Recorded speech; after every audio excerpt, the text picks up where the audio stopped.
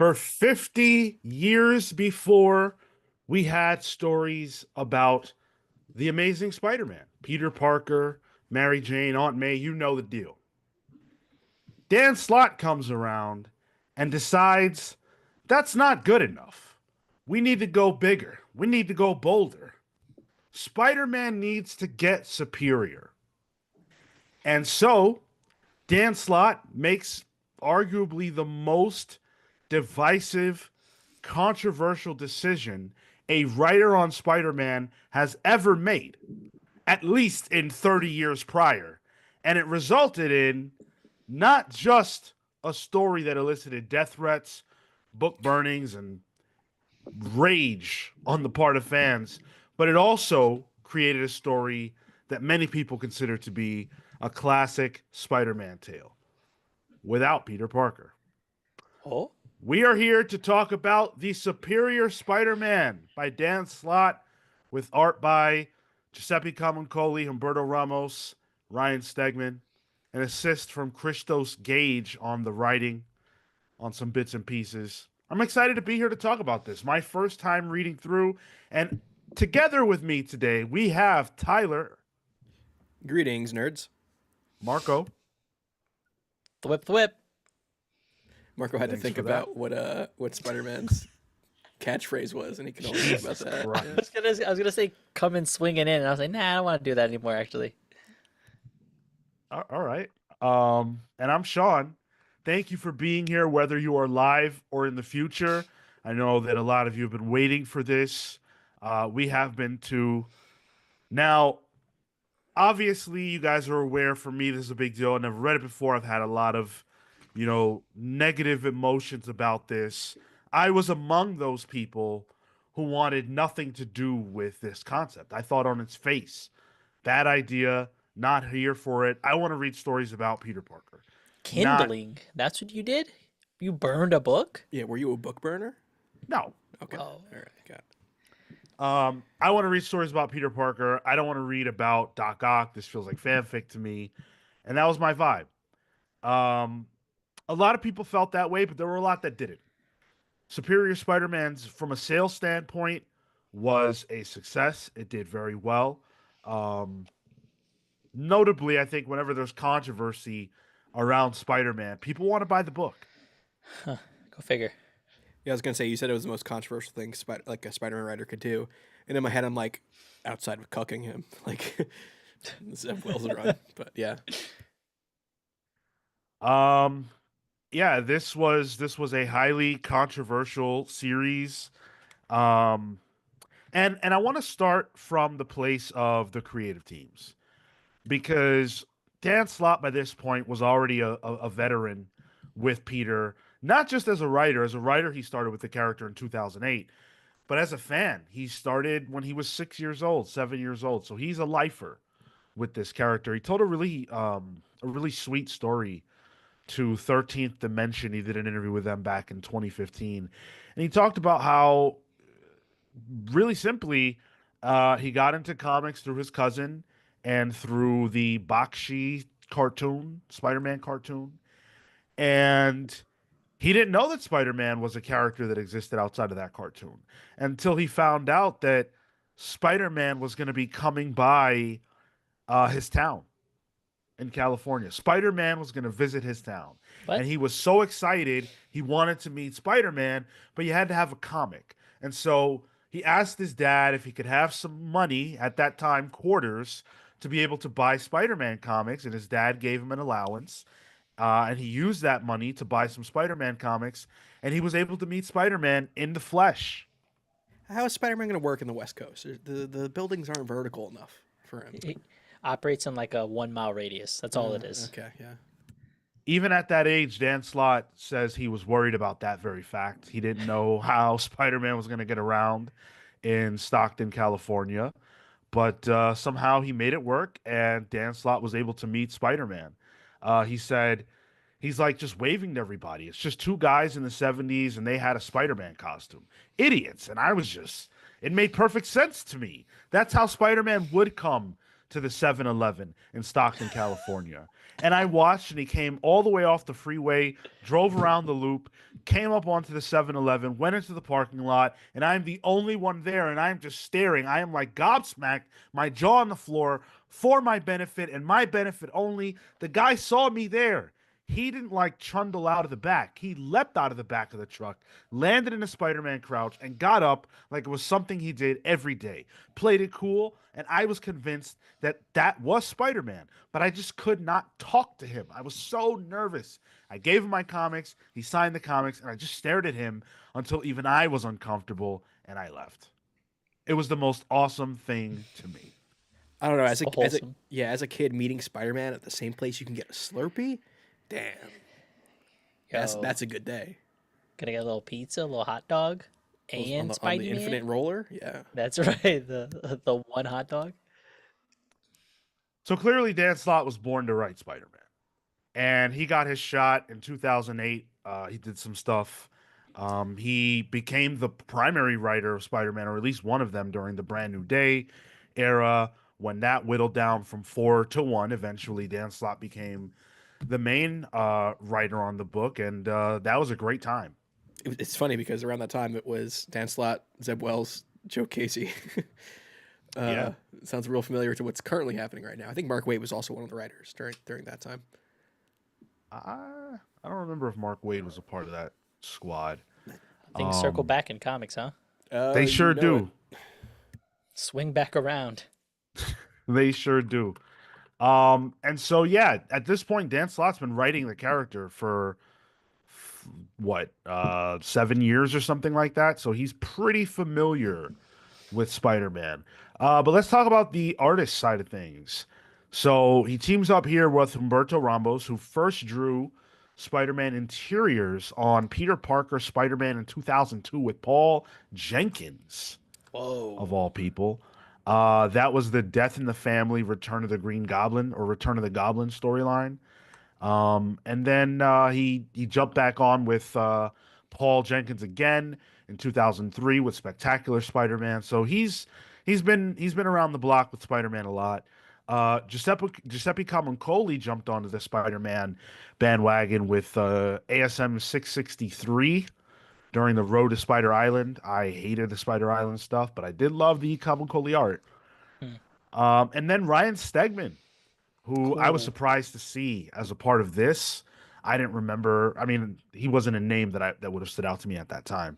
But his first Spider-Man story was a random issue of Marvel Spider-Man Adventures in 2008, some all ages book. Had a little small stint in ASM, and then he did this. He did Renew Your Vows, Venom Inc., Venom, Absolute Carnage. He would go on to become a legend, Spider-Man adjacent.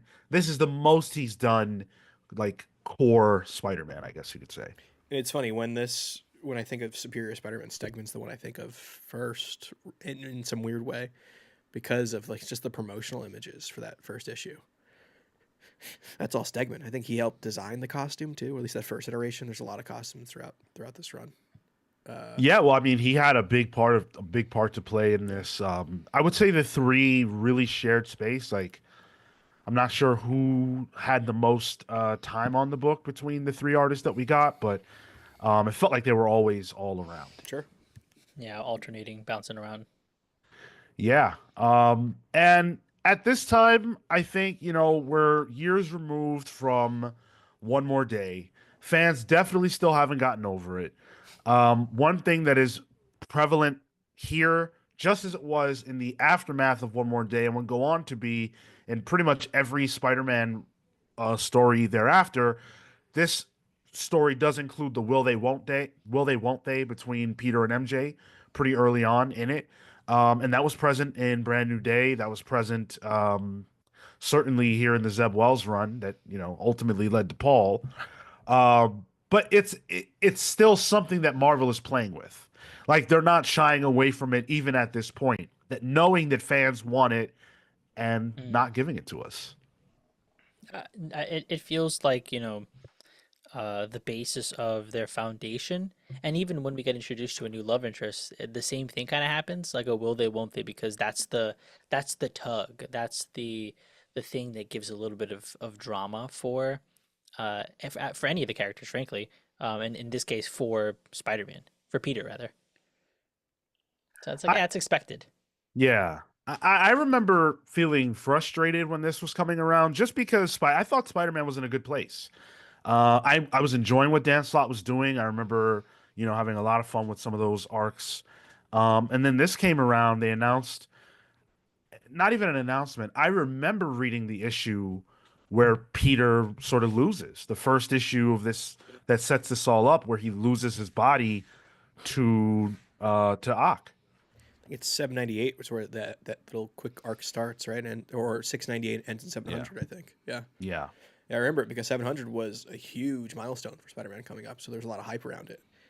And I remember Slott would have to talk around what was going to happen, but he was like, "Oh, you're going to want to read this. You're going to want to read this."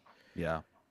And then it happens, and pretty much immediately I was out. I don't even think I have a copy of Superior Spider-Man #1, Wow. which is shocking to me now because nowadays, if something like this happened, I would at least try it. There's no doubt in my mind that I would try it. So bad on me from a decade ago to not have tried it. You felt like the starkness of it was not worth the attempt as a reader at that time. If yeah, it felt gimmicky. Even Mm. even at that time, I'm like, this feels like a gimmick to me. I want to read Peter's stories. You're taking him off the board. That's not cool. And they had done this with other characters that I loved, and I was getting tired of it. See, I was kind of excited about it. In so much that like Dan Slott had been writing Spider-Man for 5 years at the time. And he pretty much tackled most of his rogues gallery. He really hyped up Doc Ock throughout his run, and just the ballsiness of it was impressive to me.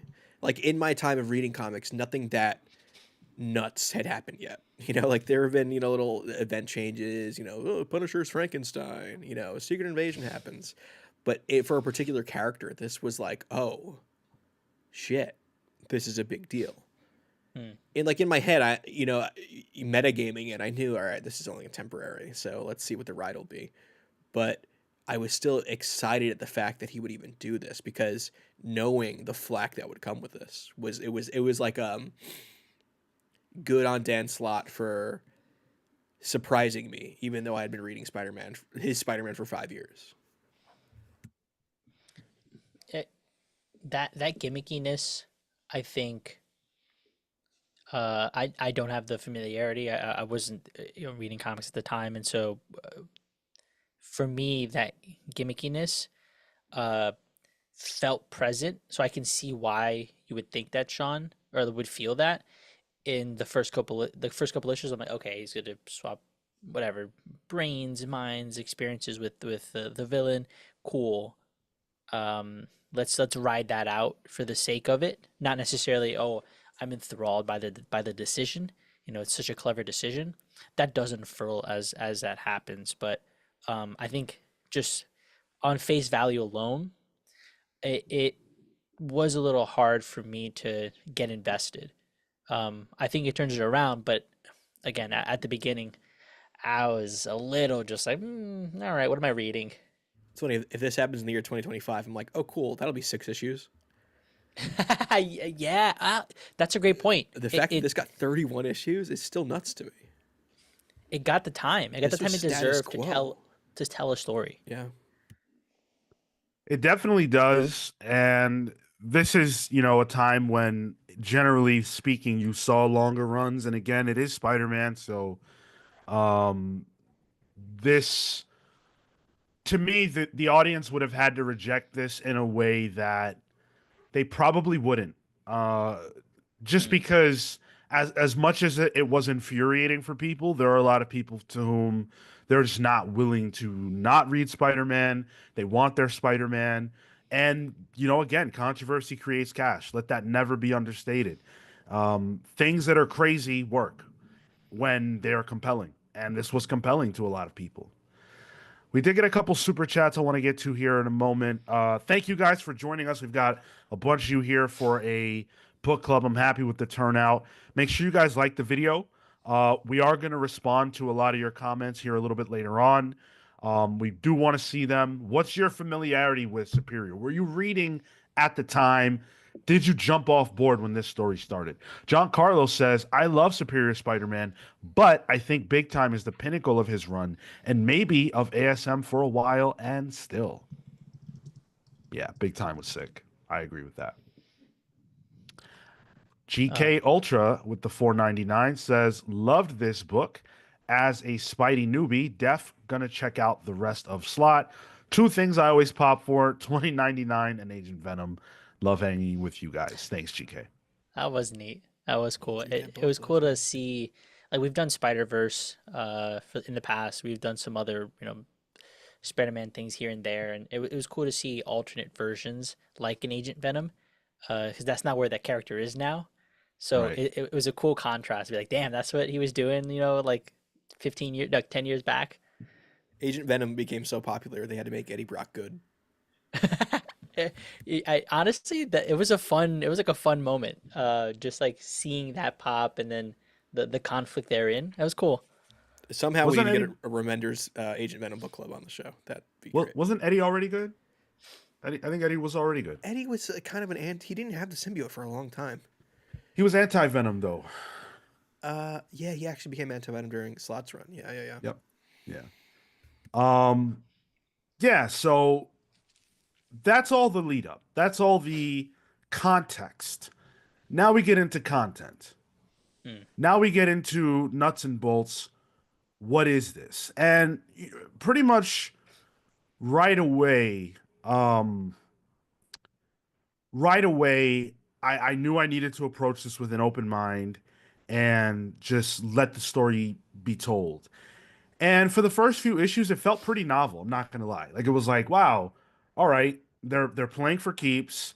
They're really going there, and I was interested to see like how does Ock handle the various relationships that Peter has, and especially at this time where supporting cast is so important. It was really interesting to watch that all unfold. Like you forget how social of a hero Spider-Man is. Like he doesn't just save people. He has interactions with everyday people, cops, in this case the mayor's J. Jonah Jameson, his Aunt May, so many people. And now all those relationships are turned on their head. And I thought that was really interesting. Yeah, that was probably the most interesting part.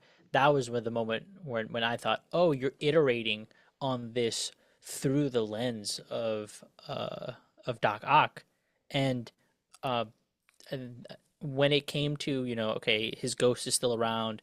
Oh, surely this is gonna persist and be whatever. And then they finally, for real, kill him and purge his memories. Like there were steps being taken, incremental steps being taken to further solidify Otto as Spider-Man and make him like more of his personality started to come out because he didn't have to play the facade anymore. He was playing it a little bit at the beginning.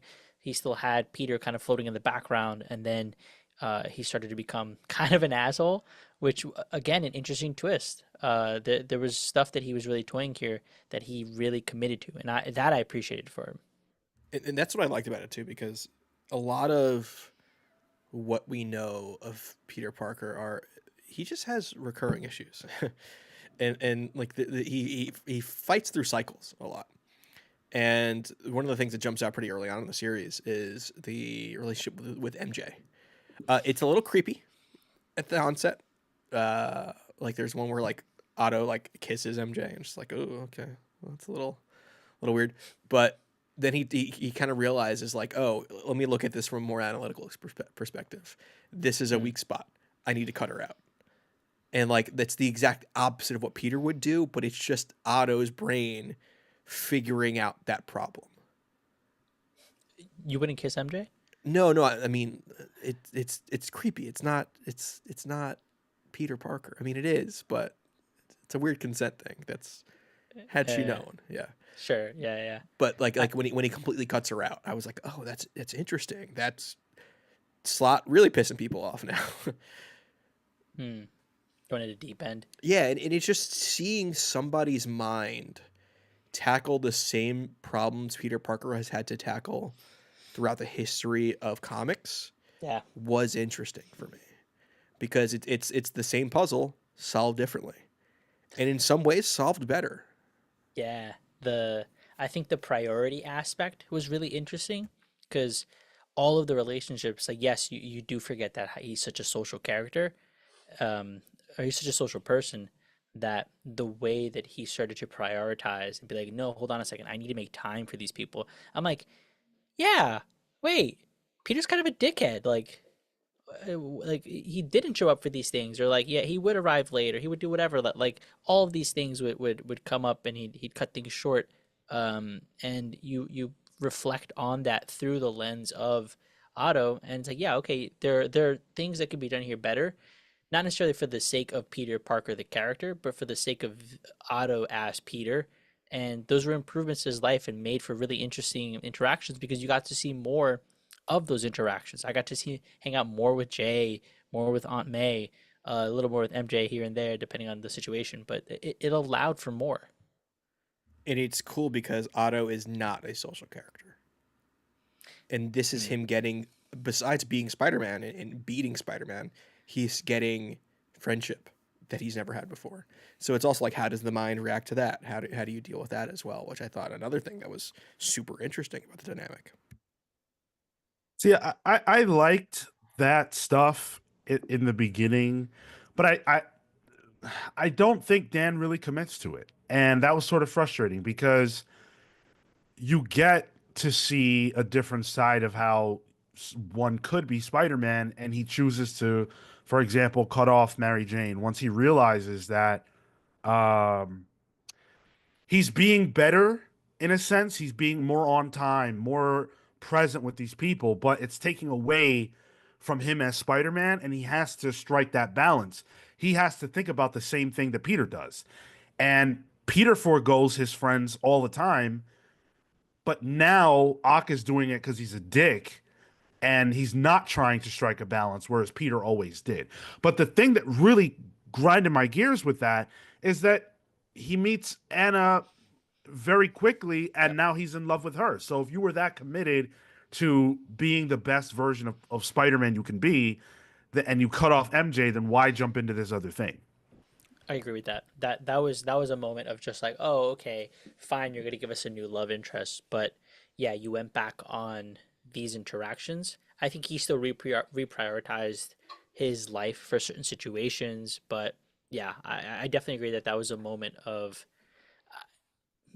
maybe not necessarily lack of commitment, but I think convenience for Doc's sake because she was also like he would need a reason to like visit the club and like go out there, and that's not necessarily him. Here, maybe it's just a little more convenient for the story. I thought because she was also in the class, so there was a bit of contrivance. I thought.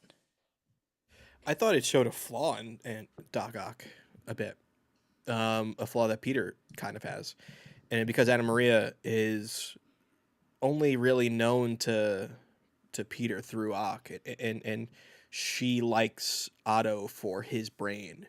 Sure, it helps that he's handsome Peter Parker, but that's what really it's Otto who she falls in love with, and I think that shows a weakness that Peter has in Otto, that even like falling in love with somebody can also make Otto Octavius change priority and screw things up and fall into some of the same traps.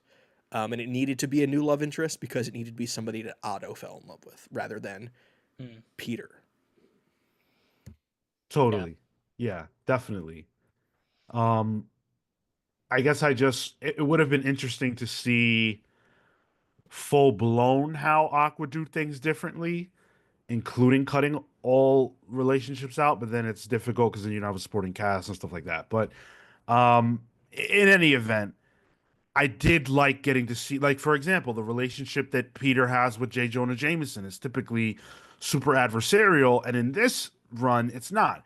Jonah's wife had just died, and she kind of makes him commit to the idea that he's going to let go of hate.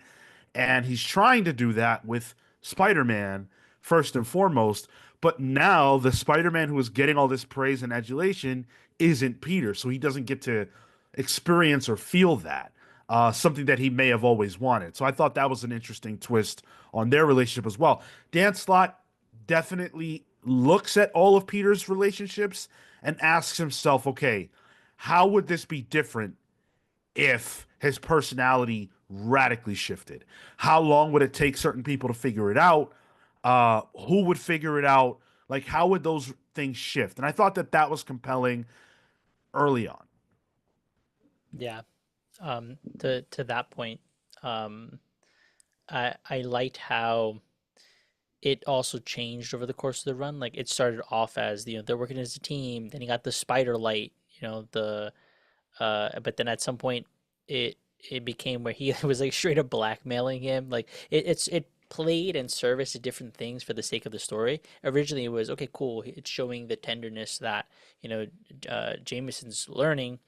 It's also catching us up to speed with Ock and um, Ock and Peter, but then later it starts to transform into the real Otto Octavius is through Peter started to take shape. Hey, I just recorded you saying this shit about killing, massacre. No, not massacre. Smythe. Smythe. But then also, hey, I have full authority to destroy Shadowland. So there was a lot at play there, and it functioned. And that's my biggest critique of this book is that it all functions well, but at no point was I floored. I wasn't wowed, but everything's great. Dan Slott knows how to write a great comic. He knows how to write good relationships. He knows how to construct good plot, and he knows how to put all those things together to make real good gumbo. But uh, it doesn't taste like grandma's cooking, if that makes sense. I'm with you. Um, like I was really asking myself as I was reading this and in the aftermath, um, do I feel like I missed out? Do I feel like this was worth Mm, it? And um, was it worth it? Yeah, but do I feel like I missed out? No, I don't. I'm cool with not having read this. It's not that big of a deal. Um, and a big part of that is because I don't feel like it goes far enough. And we're gonna talk about that a lot here as we go forward. But like I just don't feel like it goes far enough. And I was really frustrated by the way the supporting cast gets used the longer the book goes on. It was just too hard for me to believe that like people like MJ wouldn't recognize that Peter was off in a way that's not right at all. oh, The, May. the Avengers realized it before a lot Yeah, of it. Yeah. Yeah. yeah. Yeah. But I think to that, and again, this is where I think Slott's plot and writing capabilities come in. He got rid of that early, right? The separation of MJ so that he can minimize those interactions so that she wouldn't catch on faster than because I agree. I think for me, I brought it down to plot. If I interact with MJ too much, she's gonna figure out something's weird. These dates that we were going on, dry, like that's a sign something's there. So I have to remove myself. I Dan Slott have to remove these characters in order to really be able to tell a more fluid story with less risk. The problem is that he's running around calling people dolts and imbeciles and Yeah, yeah. woman, and Yep. he's talking to people in ways that Peter just doesn't talk. And if you think about your own life, if you walked into your mother's house and you called her woman or adult or something like that, like people wouldn't turn a blind eye to that for Yeah. any amount of time. And so that really bothered me, especially with MJ, because Peter has literally been had a symbiote encounter. So she would be on highest of alerts. Wait, is there a symbiote in him? If for no other reason than she knows the danger of him without Peter, like without, his heart. She knows how dangerous that could be. I just couldn't buy it past like the first dozen issues or so. Hmm. Uh, just a shout out to Matt Fisher for the 1999. Thank you so much. After watching New 52, it comes down to this: DC Legacy works because it was baked into the concept of the beginning. From the beginning, Robin, Kid Flash, and others were always around. Outside of spiders, there's no real sidekicks in Marvel. Don't remember what that was in reference to. I think it's just a Matt Fisher non sequitur. I mean, I think I don't think DC Legacy was baked into the beginning. Yeah. Robin and Kid Flash haven't always been around, as far as I'm aware. In fact, those universes were built separately. So like, there is no DC from the ground up. That just doesn't exist. But he did drop another super chat that's for 4.99 that says the only reason MM worked, I don't know what MM is because it was a separate world, and B, that Peter was dead. Peter will always be Spider-Man. Miles Morales. Oh, okay. Oh, Yeah, okay. right. Yeah. Cool. Thank you, Matt Fisher. Yeah, go ahead, Tyler. Well, I wanted to kind of jump back to those first couple Stegman issues, because reading that again is where, like, when I first picked up those first Superior Spider-Man issues, and then you see that first fight with the Sinister Six, which winds up being Superior foes down the line when Nick Spencer gets them, and how violent he is, and that's a recurring theme throughout the series. That I would also question how nobody really was like, hold on a second, he just beat the shit out of Boomerang and Shocker. And and like one of the coolest bits early on is that I think it's before even Superior Spider-Man. It's in the opening 700 whatever, where Spider-Man punches Scorpion, completely knocks his jaw off, and Ock is like, crazy. "Hold on, Peter has been pulling his punches with me this entire time." So seeing just how somebody even reacts to the power set was like, oh man, this is super interesting. And then I agree. So after reading this again, because I haven't read this since it first came out, and I think it read better weekly or however the hell this was published, in an issue to issue format, rather than this chunk that I read. But reading that back then, it was super curious to see how like every issue I was like, all right, how is he going to react to this power set, or what happens when these other rogues show up that he knows maybe secrets to that Peter didn't know. So there was a big mystery behind it all. And in the first couple issues, I was actually like hooked, because this Ock is completely different than what I've been used to reading for Spider-Man. But then it gets to be like the whole massacre thing, and he mentioned Alistair Smythe. It's like, come on. Nobody can tell something's up here. So I don't disagree with you, Sean, that the like, I still think it's good, even in the long term, and I think the last arc is really fun. But there is a bit of a what's the word I'm looking, or the phrase I'm looking for here? Suspension of belief that's a little tricky in this.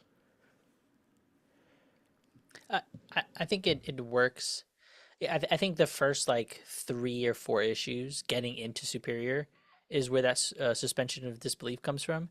But afterwards, it gets grounded. But then it gets some of the things say overstay their welcome. Like to what you just mentioned right now about the jaw, right? That was a great moment. The realization of holy shit, how does this affect the fights that I've been doing? You know, I'm just a person with mechanical arms. He could have literally just blown my stomach up with a quick jab or something. But that doesn't go anywhere. It doesn't go anywhere else. Like yes, he goes to like I'm gonna kill massacre and I'm gonna do some other things, but those kinds of initial power set questions don't necessarily um, grow into a larger concern. It's just like it was like the one moment for the effect. Well, I mean, where do you go with that? Because if you go further, then he's just killing everyone. Yeah, I guess so. And that becomes Spider-Man killed the Marvel Universe. Yeah, yeah. It's just tricky. It's tricky, but I do believe that Dan Slott had a pretty good handle on it, especially at first, presenting things like that. Like maybe you don't know as a Spider-Man reader that Peter pulls his punches. Like maybe you've just not come across that before. So when you see that in Superior, it's like, oh shit, that's pretty cool. It's like when you get a sweet ride, like if you go rent a car and you think you're gonna get this hoopty, and they're like, oh, actually, we're gonna upgrade you, and all of a sudden it's pick your car company. That's great, and you get behind that wheel and you're like, oh my god, I can't believe cars can go this fast and do all these things. That's kind of the fun of the early issues where it's like, wow, I can be all of this. Doc Ock is used to being a pudgy, you know, round guy. Um, So I thought that was really cool too. And Tyler mentioned seeing Ock as Peter interacting with villains that he knows as Ock, and that was really awesome. There were some fun interactions to that degree, and I think it gets interesting later with Green Goblin to see those two interact on this side of things. I thought that was really cool too. I almost got a feeling though, like, could this have been a situation where he could have put together like a cabal, like I'm gonna we're all gonna unite and I'm gonna stop crime by outsmarting crime. I'm gonna pay everybody off. I'm gonna do a get down and lay down situation. Like I was mentally thinking like, okay, he's gonna completely control crime without having to go out and fight every night. Like that would be the superior work smarter, not harder thing. I see this whole series is all about Otto Octavius's ego. It's the entirety of Superior Spider-Man, and then having to let go of it at the end. And in my eyes, once he gets control of Peter's body, it's I need to do things the way Peter did, but better. And even comes with the need to be a superhero, as skewed as it is. That's why he makes Spider Bots, which Spider Bots actually stays past Superior as well. Like it's like that's built into the lore of Spider-Man at this point. But that's an old concept.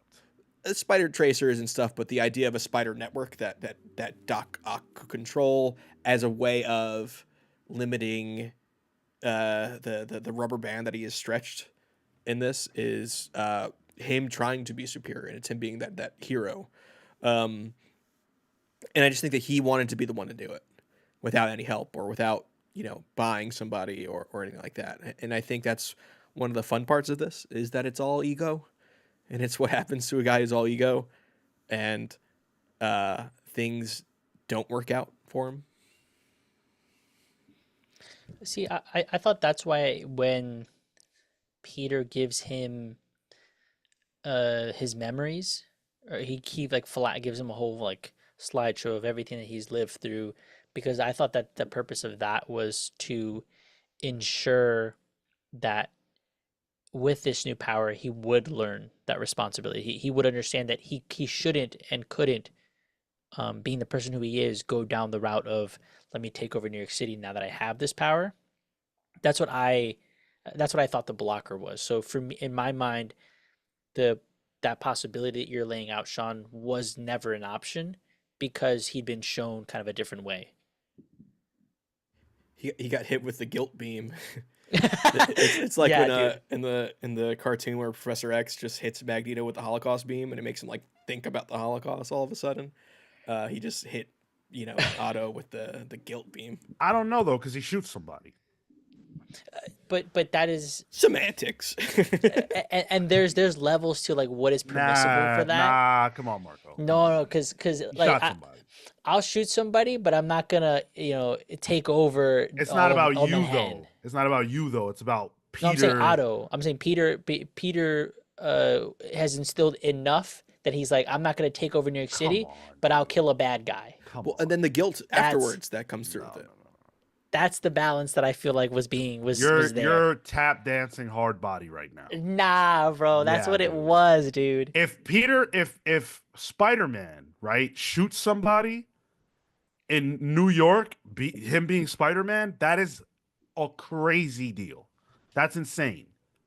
But I don't think that snowballs into let me now imprison all of New York. I never said imprison all of New York. I said control crime. I didn't say imprison all of New York. Like control crime, we've seen that happen countless times. The idea where one mastermind villain controls the flow of crime in New York, like gang war. Yeah, gang war. Yeah, gang war. Gang. I mean, and that is why he was going around like stopping all of the gang leaders, right? But your point being, he would have been the one making the calls instead. Yes, like take it over. Yeah, I see. Fill that vacuum. Okay. But yeah, the first dozen or so issues I thought were really like exciting. It was very fun. You guys talked about the massacre stuff. I kind of I thought there was a little something there. I Like liked it. I like the way he's kind of doing what Aka's doing, where he's willing to wear the clothing of the one company. What was it? It was Oh, Mocha Cola. Mocha Cola. He was willing to kill wearing the Mocha Cola shirt and do bad and hurt the reputation. The same way Ak was kind of damaging the reputation of Peter. So I like that as a mirror of what was happening in Peter's life. You know, there were some things like that that I enjoyed. Like the hyper violence of what Massacre does also hit me hard. Like that's where I want to see Peter come and rally, but it's Superior Spider-Man. Like, ugh. And Massacre is such a weird character because it's so weird seeing somebody that straightforwardly violent in a Yeah. Spider-Man book. Like Boomerang started off this series. Overdrive showed up with Big Wheel that was souped up, and then we get Massacre a couple issues later, who's just like, "No, I'm just gonna start killing people." And it Yeah. was such like you said, Sean, a foil to Superior Spider-Man because it's like, hey, here's something in the world of Spider-Man that is just darker and more violent. It had so many consequences, and Ox brain works in like weights, right? I can weight only a certain percentage allowance for this to that, and in his mind, the a death in for this villain who could go on and will go on regardless of whether or not he's trapped, in the most maximum security prison. It doesn't matter, right? That risk tolerance was not permissible to him. So it was an interesting moment. It was a turning point for the book, I thought, as well, uh, where I was like, oh shit, what won't he do? But I like that they played that to a degree. Like they played with that for a little bit. Yeah. Yeah. That was fun as well. I really liked the issue in particular where Peter fights Ock in his mind. I think it's issue 9. Hmm. It's got Ryan Stegman on art. It was a beautiful issue. And Peter's fighting for his life. And he's desperate in a way that we've never really seen Peter have to be desperate before. Because this is the final loss. And it's not just, oh man, I died in battle. It's like my whole life is at risk. People are going to think I'm a monster based on what Akka is going to do. Um, and in the dialogue in that issue, Doc Ock is highlighting things that he feels like Peter really does do wrong.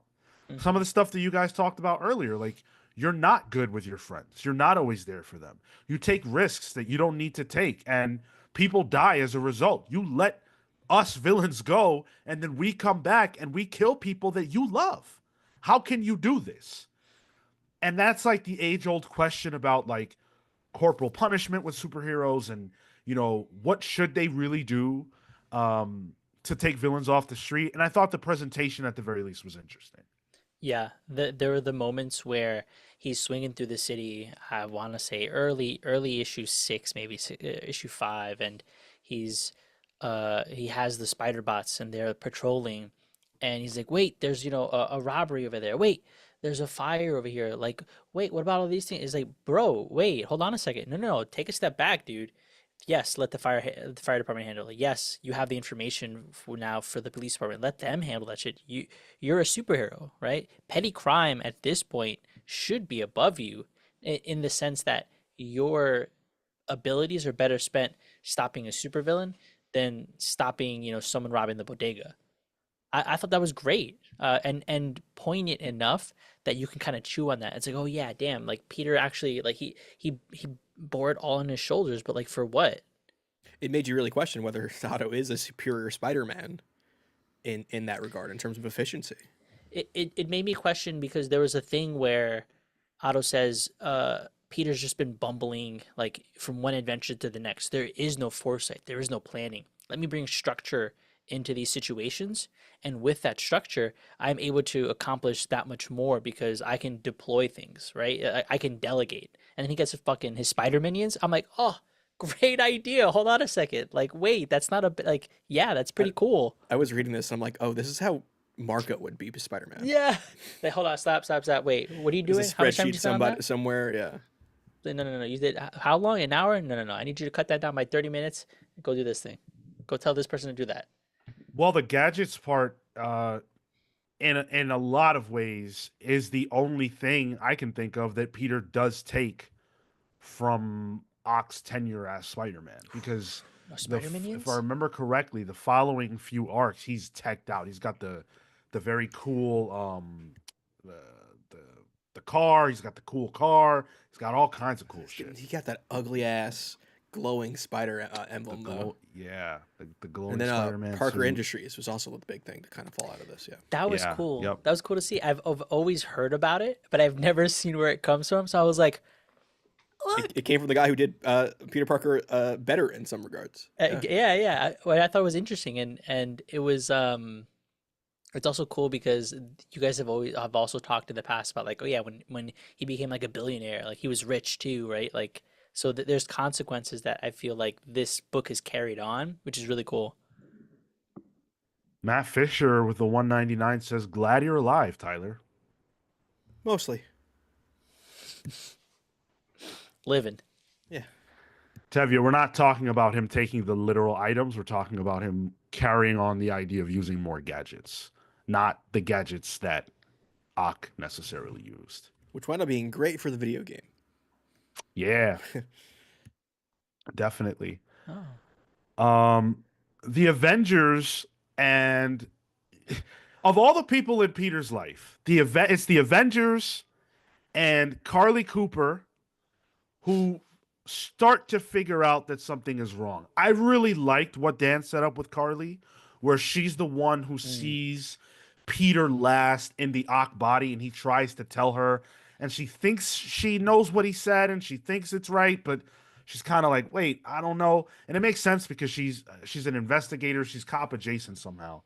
She was a forensic investigator, I believe. Something Yeah. like that, yeah. Yeah, and so she's on the case. She gets Yuri Watanabe to help her, and she's Wraith, which I thought was pretty cool because Wraith is in the Spider-Man 2 video game, so she's here.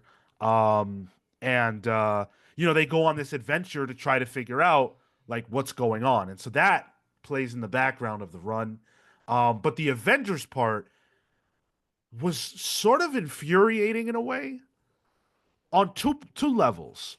One, because it sets up a fight I really wanted to see that we don't really get, which is Spider-Man Unleashed versus the Avengers. Yeah. They kind of go at it, but it's short-lived, and I just felt like there could have been so much more to that.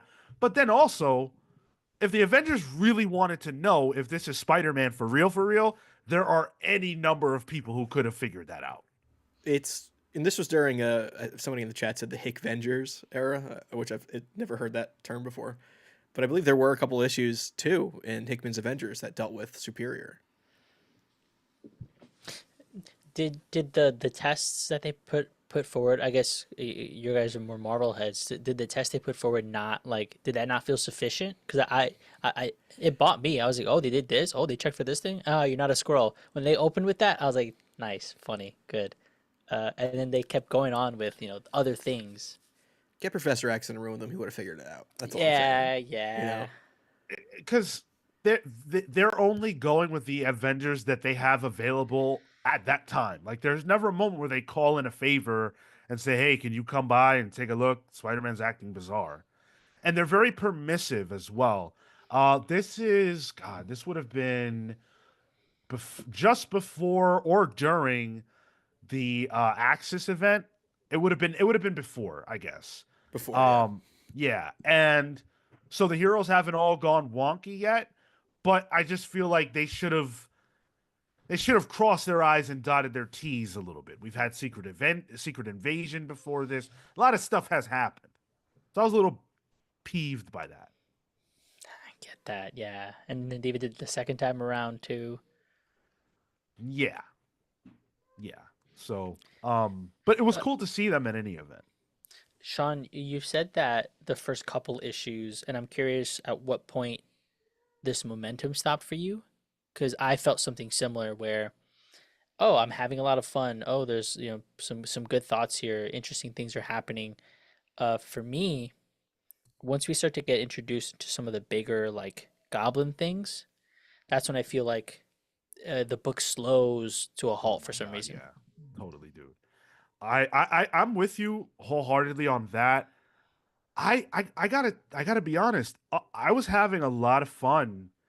Um, I was having a lot of fun up until probably the 2099 stuff started. I even liked the Smythe. I I love the Smite stuff. I'm a big fan of Alistair Smythe. I thought J. Jonah Jameson's motivation was excellent.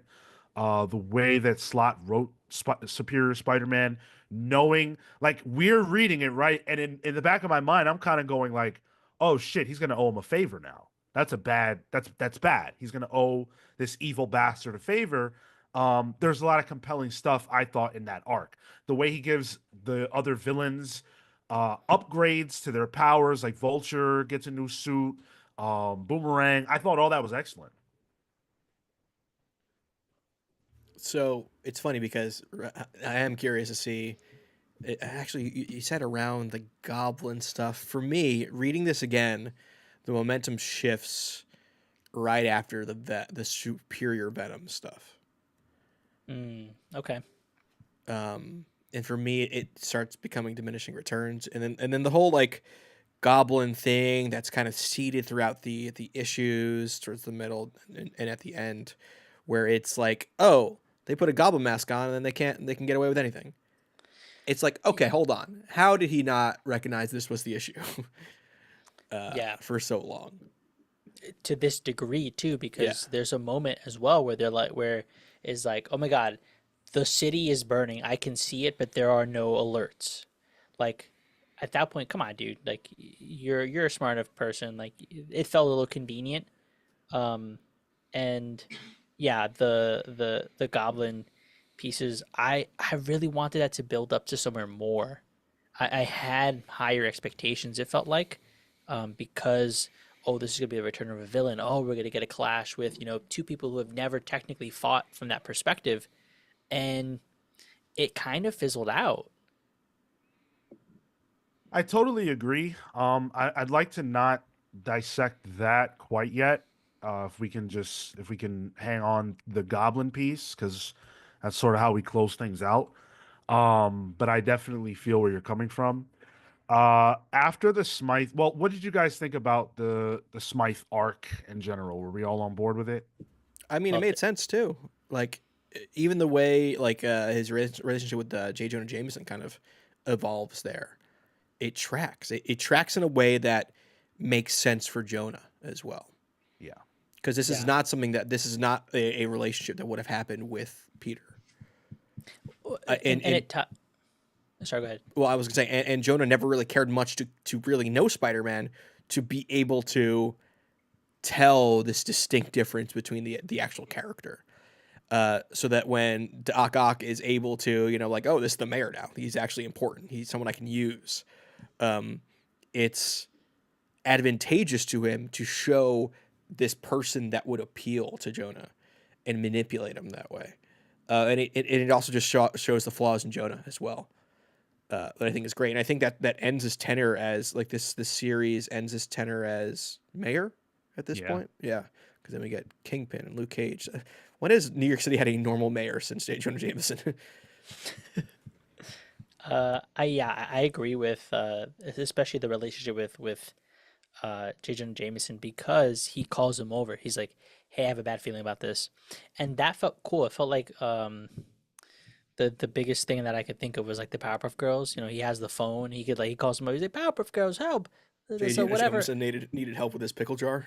Yeah, Yeah, yeah, and but I was having fun with those moments because it felt a little comical, and it also, especially that moment, that like the Smythe piece is like, oh, he killed my wife. Like there's reason here for also me to not be angry and me to not be spiteful, and I promised that like there was heart there and some emotion there, and so I that was my favorite part of this run was similarly I was page turning. I was like, oh shit, oh shit.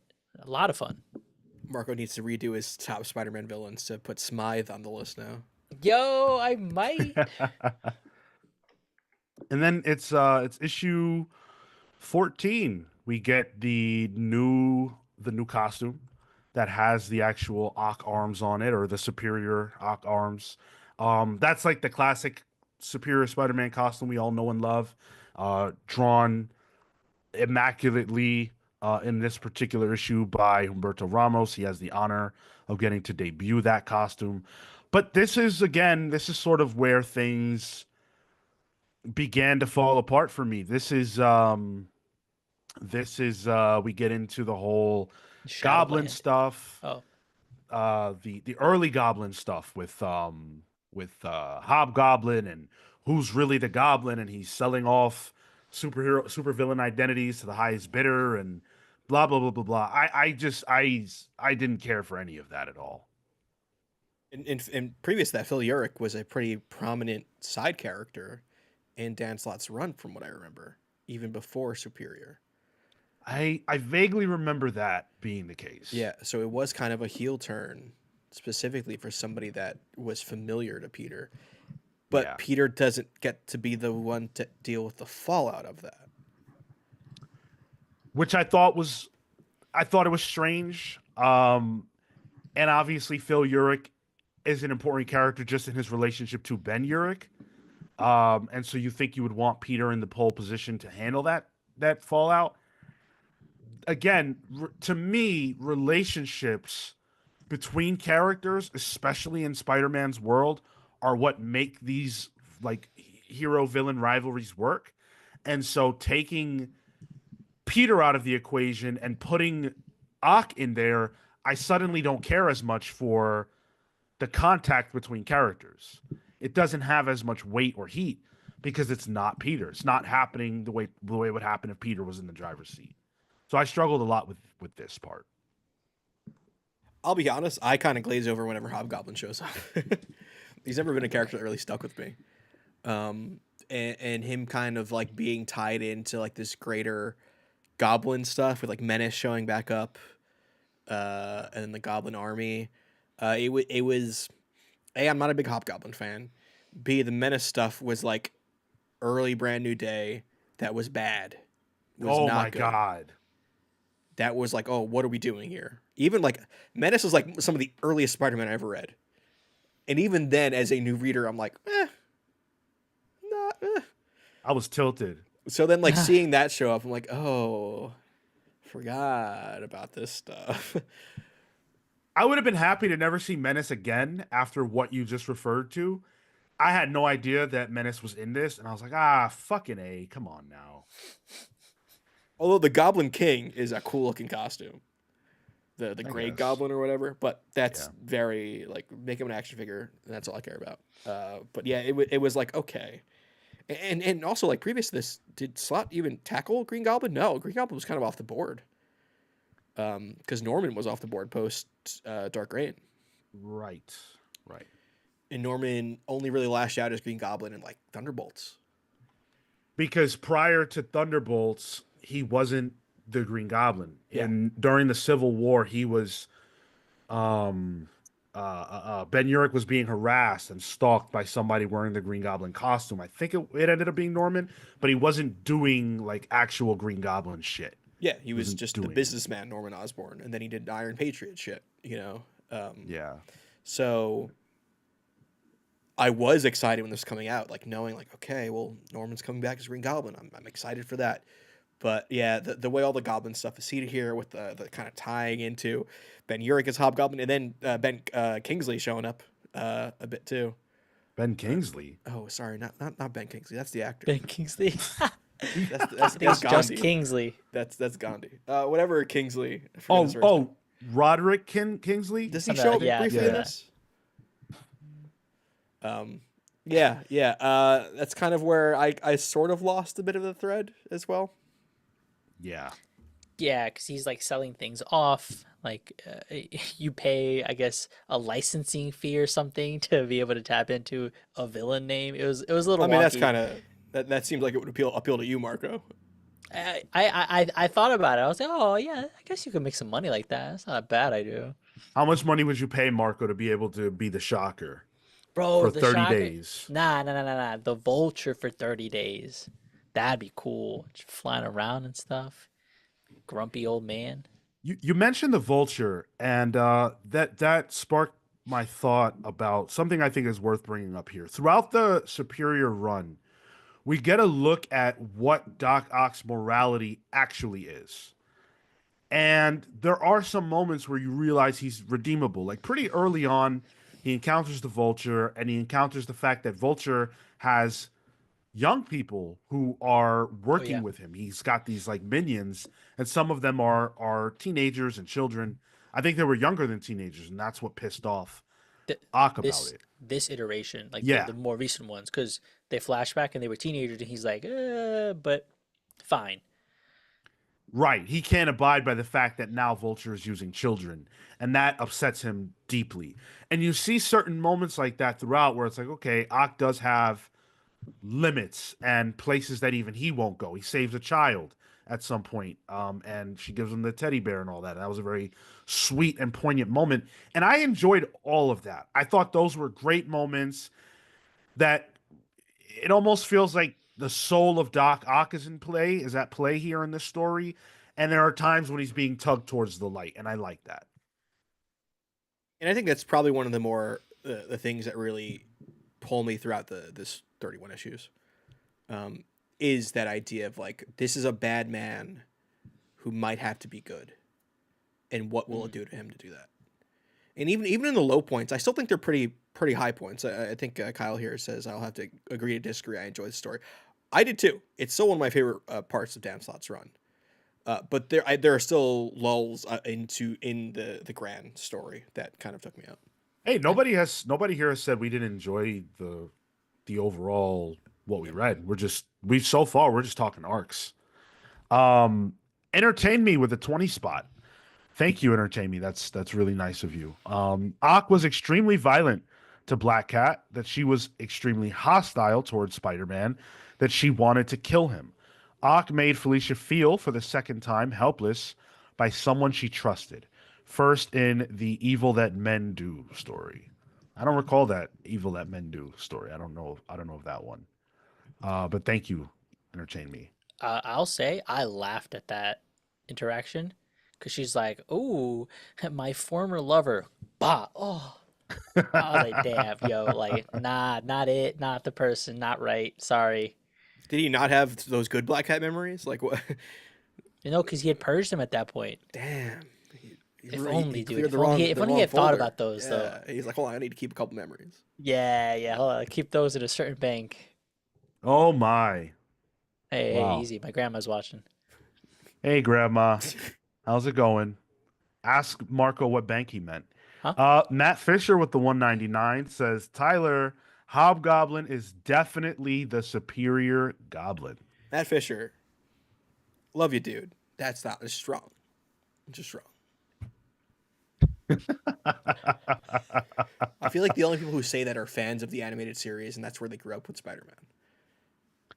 Well, to be fair, that is how I mostly felt throughout my childhood because Green Goblin is ass during that show, and Hobgoblin is Sure, sick. sure. But in the comics, Hobgoblin, who said it here?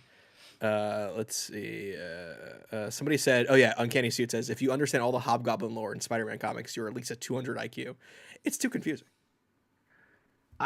Yeah, I guess I like Hobgoblin. He was in my top five Spider-Man villains, but a lot of that does have to do with the show. Certainly not with this run here. Let's shift gears because there is the 2099 arc. Ryan Stegman picks up the pen to draw this arc. I really had no care for this. Yeah. This felt superfluous. This was annoying.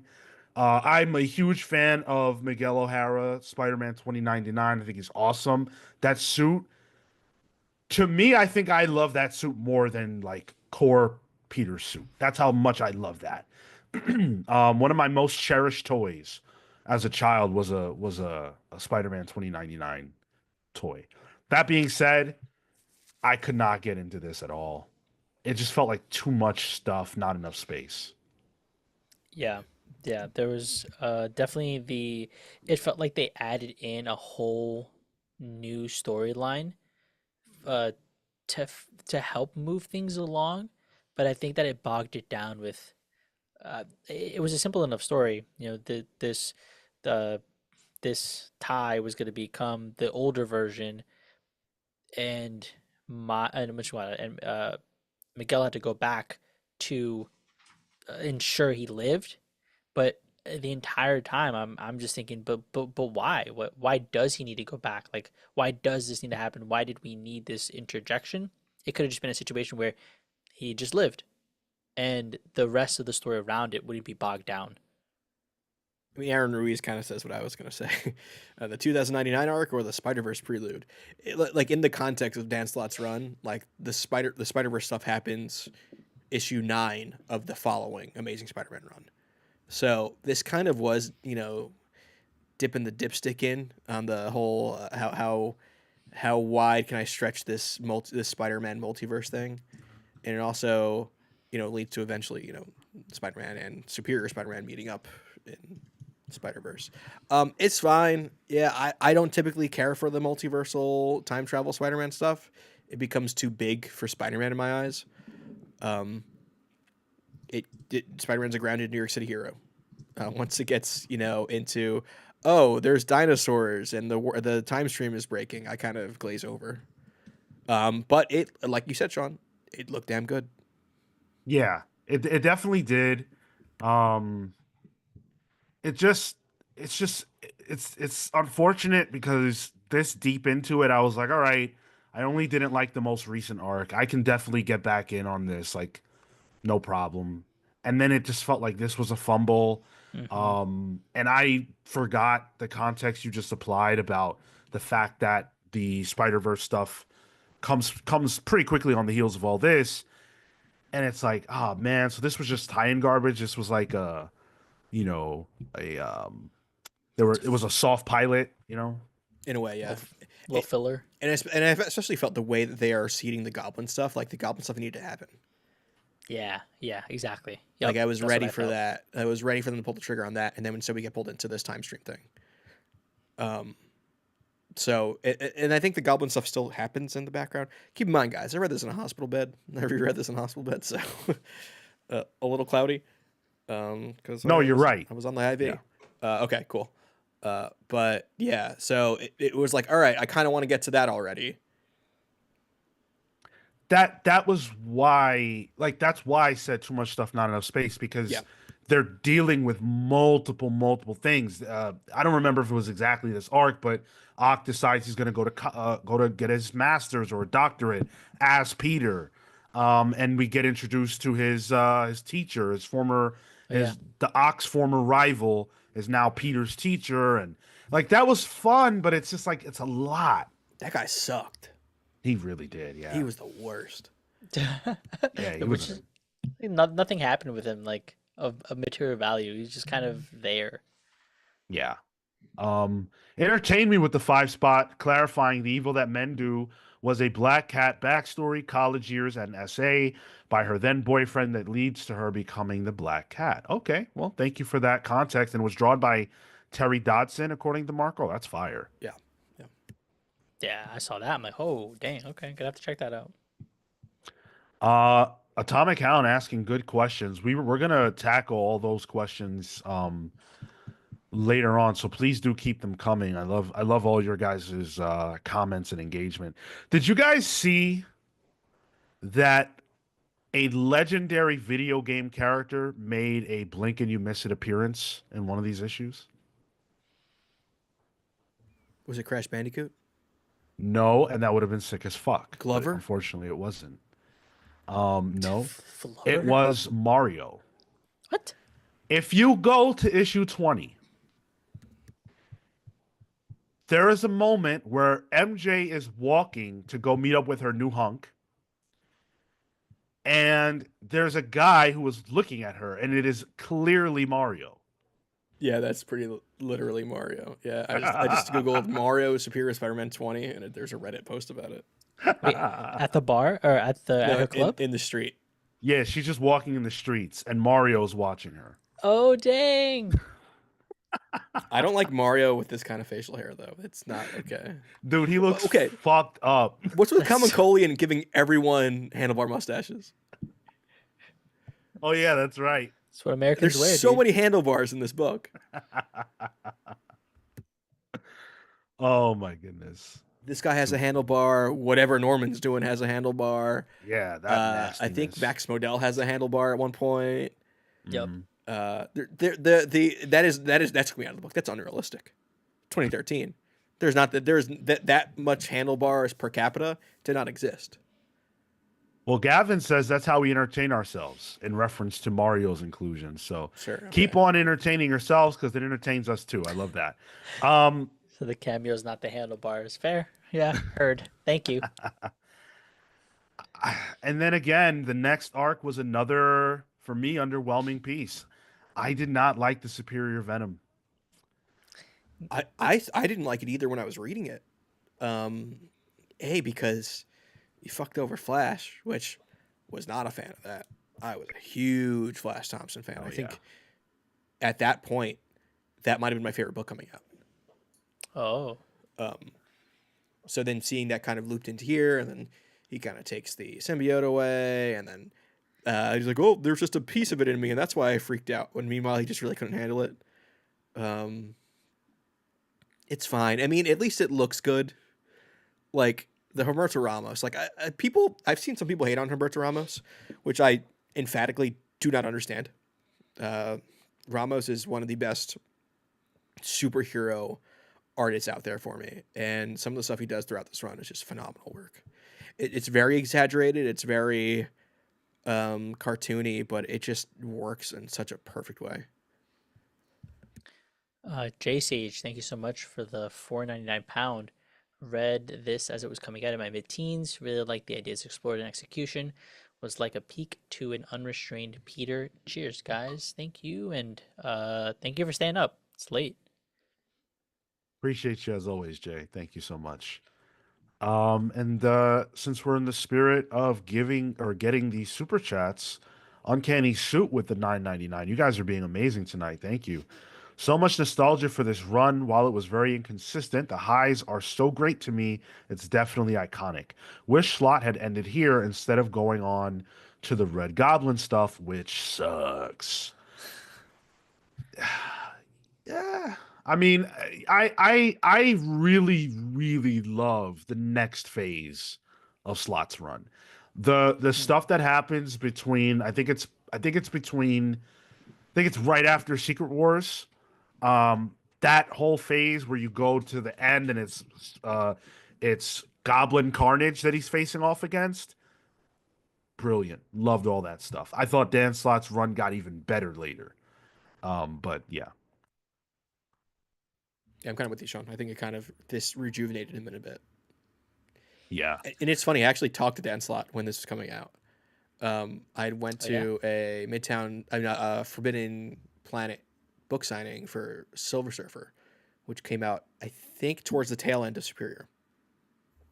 And I just commended him. I'm like, thank you for doing something different for once. And he's like, I was like, it's insane the shit that was slung at you. But I want to let you know that I really appreciated it. And he just started laughing. He's like, yeah, that was kind of wild, wasn't it? I'm like, yeah, it seemed like it. Thanks for the shout. Um, Yeah. sorry, I was gonna pivot a little bit. I don't know if you had something there, Sean. Well, since Tyler brought it up, I was gonna touch on the death threats and such that Dan Slott got. I said it at the top, repeated it multiple times. This was very controversial. It's hard to overstate that. This was extremely controversial. A lot of people were very angry. And Dan Slott, this is the big arrival of Twitter, this era here, when it really became like mass market and the idea of social media really started to take off in a mass consciousness way. And people used that gift to wish Dan Slott death. Really an awful thing. And it's one of the first times, or maybe the first time, that that kind of behavior became known to me. And as a hater of the run, without having read the run, a hater of the concept, I thought that was BS. Dan Slott seems to have, I want to say, waffled between taking it in stride, poking the bear, and being defensive. I think he's played all roles in this. Some people say that he's egged it on. I think that is a bullshit way to look at it. If somebody is coming at you, it's not egging it on to defend yourself. And I can imagine, just with the modicum of stuff that we've experienced, how it must feel to have people wishing you and your family death over a comic book story. It's never that deep. It's never, ever, ever that deep. Go touch grass. Peter Parker was back within 2 years. Come on, guys. Best thing, comics come back. Your version of the character will return at some point in that timeline. So allow for the other idea to exist, so that way other people can get on board, and hopefully they get on board with your version as well.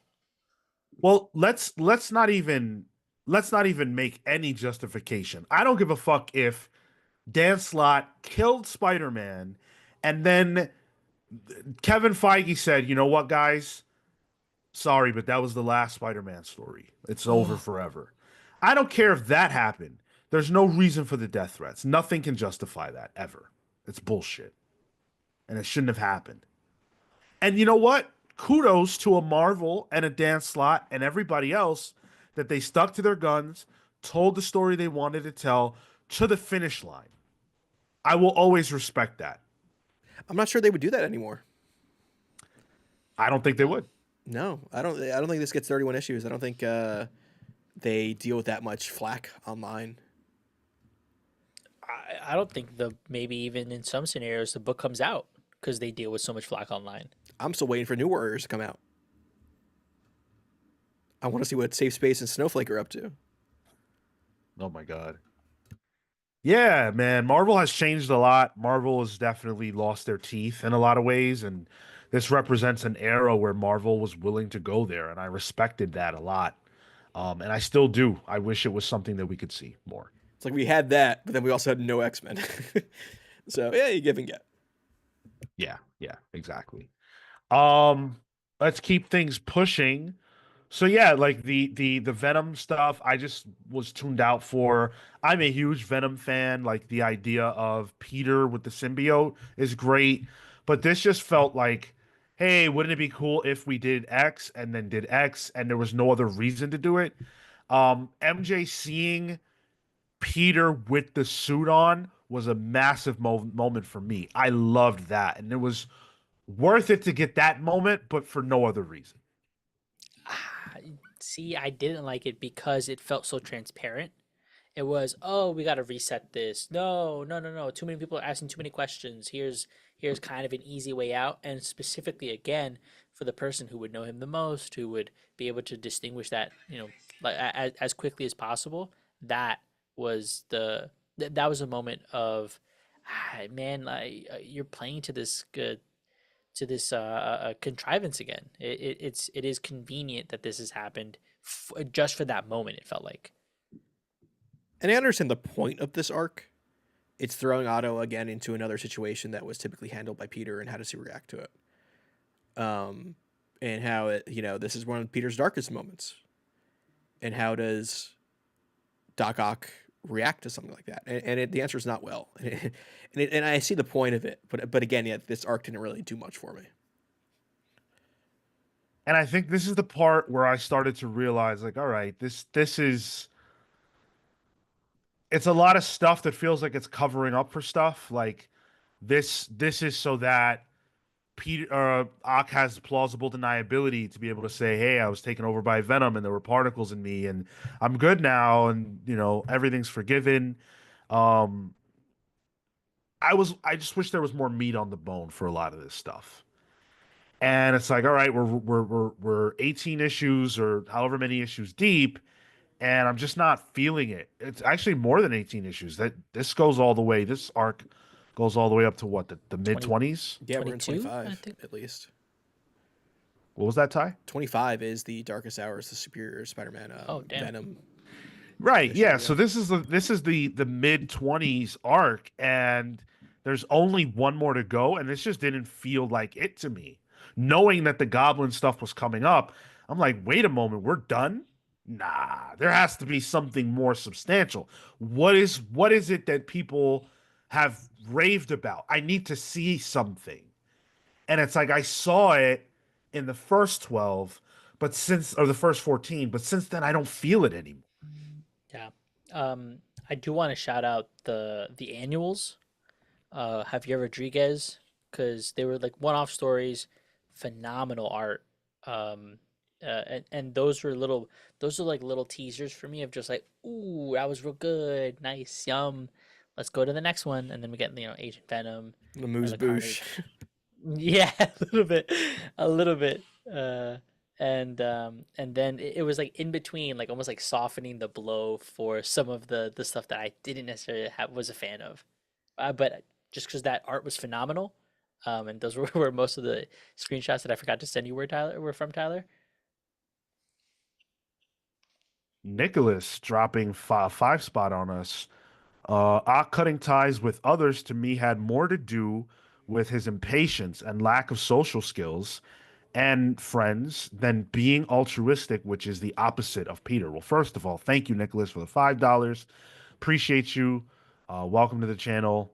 And thank you for deciding to drop your third super chat on a stream. I agree with you. Certainly, those are what motivated Ak to make those decisions, and they make his decision making for the first half of this is very interesting to me, and it's cool to watch how people react to the things that he does. I just feel like it gets to a point where I can't stretch my mind anymore to justify why people aren't taking this guy more seriously or questioning his behavior more. Um, but yeah, the Venom stuff was a little weak. Um, but then we move forward to the Green Goblin and the Goblin War stuff, which is the final arc. Playing into the background of all this, Peter's ghost has returned. That was shut down earlier in the arc or earlier in the series by Ock, which I thought was cool. I liked all that. Now, Dan Slott has talked a lot about the ghost of Peter throughout this story, and it's something that he actually did not want to do. He thought that Oh, that was a bit silly, but there was a kind of like one of those Marvel summits, and they were discussing how to do this. And Mark Wade and a few other people were present, and they sort of said, "Look, I think actually Matt Fraction as well. They sort of said, look, we really think that this would work if there was the presence of Peter as a ghost." And that was something that his editor also suggested. Dan didn't want to do it, but then when issue 9 rolled around and there was so much backlash to everything that had come, he was like, "Oh my God, thank goodness we did this ghost, because it really it helped keep Peter there." But then that goes away. It's training wheels for the reader. yep. Yeah, Yeah. exactly. That's exactly what it was. Yeah. I thought it was great. It was a great way to ease you into this new thing. Oh, because then also it builds like an anticipation of, oh damn, is he always going to be in the background? Is he always going to potentially be playing, the hero to the would-be Doc Ock villain, and the full destruction of Peter's ego, Peter's memories became that much more impactful because you're like, oh, okay, they took this step. Sure, he's dead in body, but it's his ghost. Oh no, all of him is dead now. Damn, okay. It Right. carries weight. I thought that was great. Only thing I didn't like about it is that it goes away. Well, it was going away was fine, but then it sort of, unless I missed something, it seemed like come back out of nowhere. Yeah, that's how I felt Yep, about it. Yeah, it's yep. like, oh, Ah, it was in the back the whole time. You told me ah, otherwise.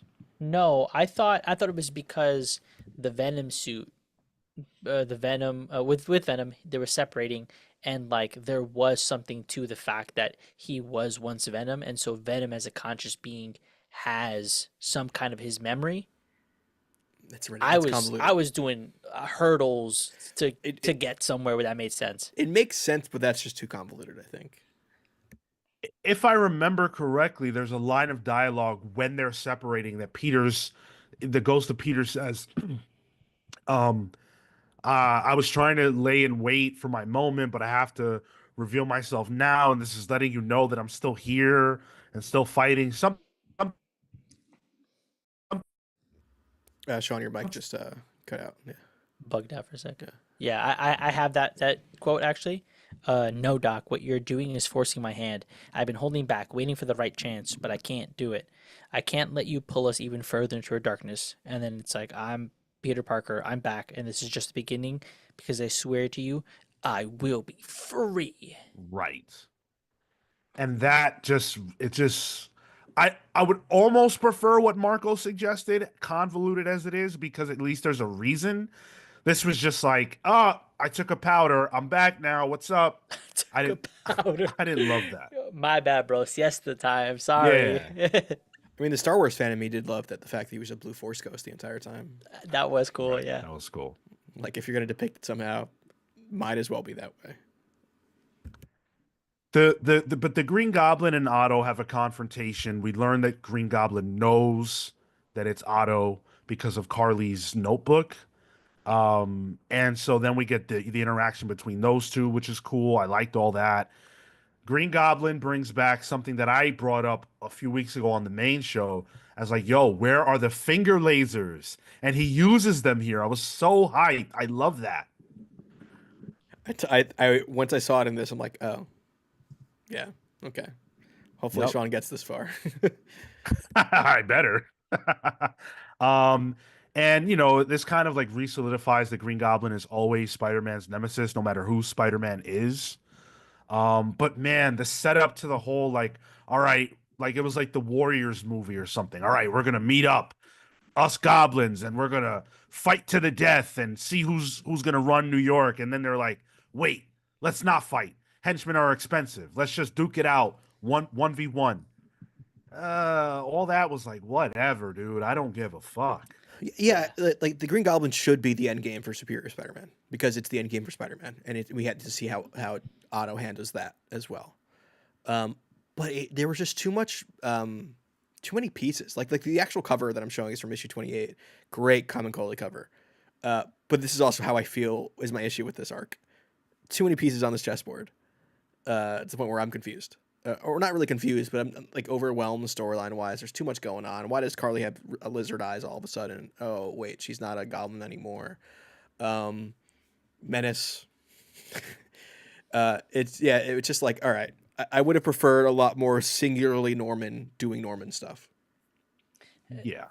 But he's playing in the background, which cool. That makes sense. It makes him menacing. It feels like he's looming over something. There's a moment where he's like, "Now we have 52% of all of New York's crime under our belt," and it felt like a little goofy. And uh, hold on, where is it? After the fight, we finally get to see the interactions, and there's like a 31 day later type thing, and we don't actually see. I was gonna ask you guys about this. We don't actually see like the downfall of New York City. Did that happen elsewhere? Was there like a crossover or something? No, I think it just flash forwards to the future. It to show that like maybe this Superior Spider-Man isn't superior and he's met his match, and to kind of lead into that exasperation that Otto has that eventually is like relinquishing the power. And Marco bringing that up, I wish not that we necessarily needed to see those 31 days per se, but to see that the superior idea is falling apart Right. and not working. And I feel like they skipped narratively. We don't see, oh man, this cannot work. Why can't it work? What did he do wrong that allowed this to happen that Peter would not have done wrong? Like why was he what did he uniquely do that led to this? The answer is nothing. Yeah, exactly. Yeah, he just kind of like persisted, and in the background, Goblin did stuff, and then we jumped, and the whole city's on fire, and he's like, "What's going on?" I think Kyle in the chat too mentioned that a lot of the side stories that happen like Avenging and all these other side It's collected in the Superior Spider-Man companion collection. Maybe that attacked a lot of these things, but it didn't happen in the main Superior thing, and that's a bummer in my eyes. Sure. You're right, Uncanny. Goblin politics are very important. Gotta know what the goblins are up to. Yeah, so Peter, rather Ock, kind of begins to realize, okay, this ain't for me. I'm not the one. I think I need to relinquish this body back to Peter. And I thought all that was done really well. It has the emotional weight. There's a lot of flashbacks to Ock's life throughout this arc or throughout Mm. this run, showing him as a kid being abused by his dad, being bullied, being made fun of, not really having any relationships. You can surmise that this is a guy who never really knew how to be social, didn't really pick up on social cues, didn't really know how to have friends and build relationships. And now he's in a body where all that's baked in. And so, in a way, as much as he rejected society, he's losing something that's real to him. He's losing his relationship with Anna Marie. He's losing people's trust. Like Aunt May loves him. She dotes on him, even still, even though he's a douchebag. He has to give all that up because if he doesn't, then the city is lost. And he would know, forget who else knows, he would know that he wasn't superior. And the superior choice is to give this body back. And that the biggest moment is it's when it's this big splash showing Peter emerging and all those comic book panels and showing all the big moments of his life, which was epic. And Ock says to him, "You are the superior hero. You're the superior Spider-Man," and he gives it up. Did that land for you? Landed heavy for me, yeah. Same, yeah. It was just a culmination of Otto's story, really. As the one to his whole issue was his ego, and he finally gives it up at the end for the greater good, Right, turning him into a hero. Marco, why didn't it work for you?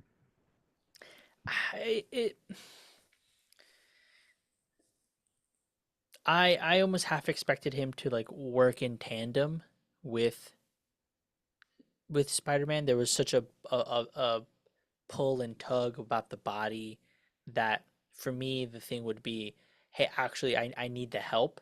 Not that I need to relinquish myself rather, but that I can't do it all. I'm not the smartest person in the room. I need somebody's assistance to be able to uh, get to that point where I can then finally relinquish because then it would have been I'm working as this Peter in control and I'm helping you out because I am the second. Like there's been mention of being second, being subpar to Doc, and he can't exist that way. That's below him, and so there have been moments. For me, that logical conclusion would have been, let's exist for the sake of the story too. Let's exist together in tandem in this body, and then I will give this up because actually I shouldn't be taking control of this thing. You should have it back. I think that's where I maybe set a bit of expectation on my part for how it would have played out. So it didn't land where it was just like a couple pages of, ah, dang, I failed the city. Well, guess I'm not the best. I just think that's not narratively satisfying. If if he doesn't relinquish his body or relinquish Peter's body back to him, then we don't get to have the watershed moment of Peter's back. Uh, And ultimately, that's what we all are looking for. and I'm not saying that he wouldn't give it back, but I'm saying to close out the arc, I think partnership as opposed to full relinquish was for me more naturally would have been more satisfying. Like he Uh, will get to that point.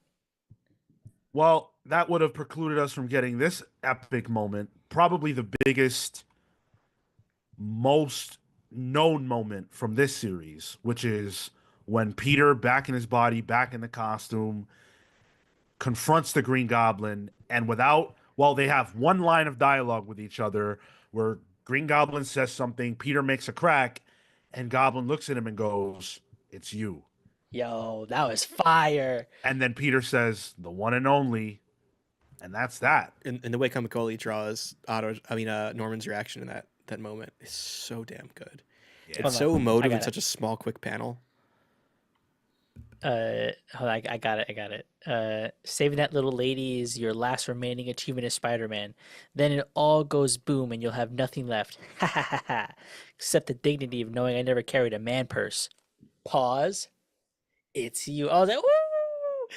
That was hot. That was hot. That was real cool. I popped for that moment hard. Yeah. When that came out, I was almost cheering reading this comic when it first came out.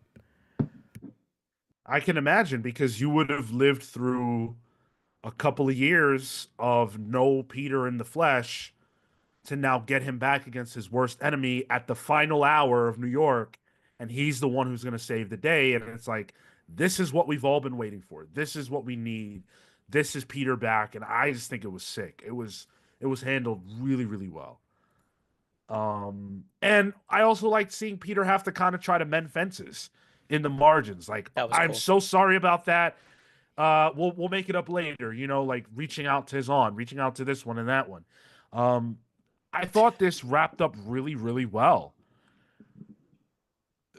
But it just, I just think that there were probably two or so arcs that felt unnecessary. But if this went from, with a little bit in between the first two arcs to this, hell yeah, home run. Yeah, I think the lows of some of the arcs compared to the highs of like the final issue and the issue right previous to it, the highs are better. Like there's some real high highs here. Like that scene where Otto relinquishes the Spider-Man identity, and then that reaction from Green Goblin. It's just like, oh, this is just like why I read Spider-Man. So all in all, I think like this is a really fun run, and like 31 is not that many issues. I also recommend maybe going in a hospital bed where you have nothing else to do. Gives you plenty of time to read. But yeah, I think this is a good thing to read. The mending fences part was really cool because it also gives Peter.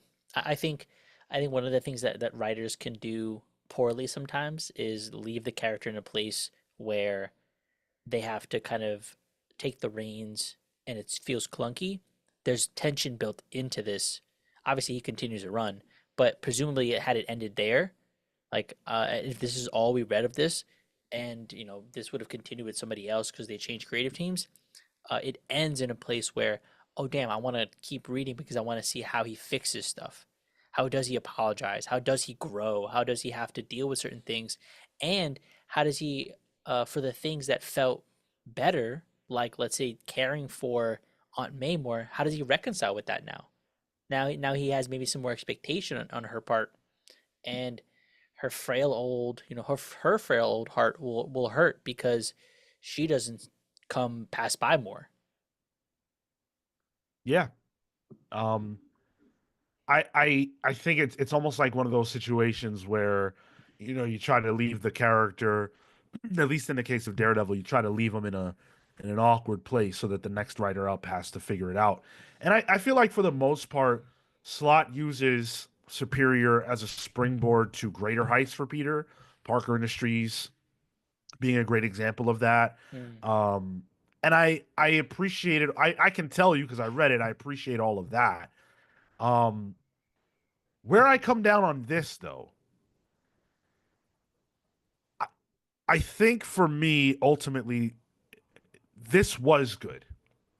I cannot say that this was bad. Even with me not loving two of the arcs, I'd be a fraud if I said this was a bad storytelling. I don't even know that anybody involved is capable of bad storytelling. Yeah. Certainly not long form like this. Um, did it feel necessary? No. Do I feel like I learned something about Peter that I didn't already know? No. Um, but I think it's a really good Doc Ock story in the sense that it teaches you about him.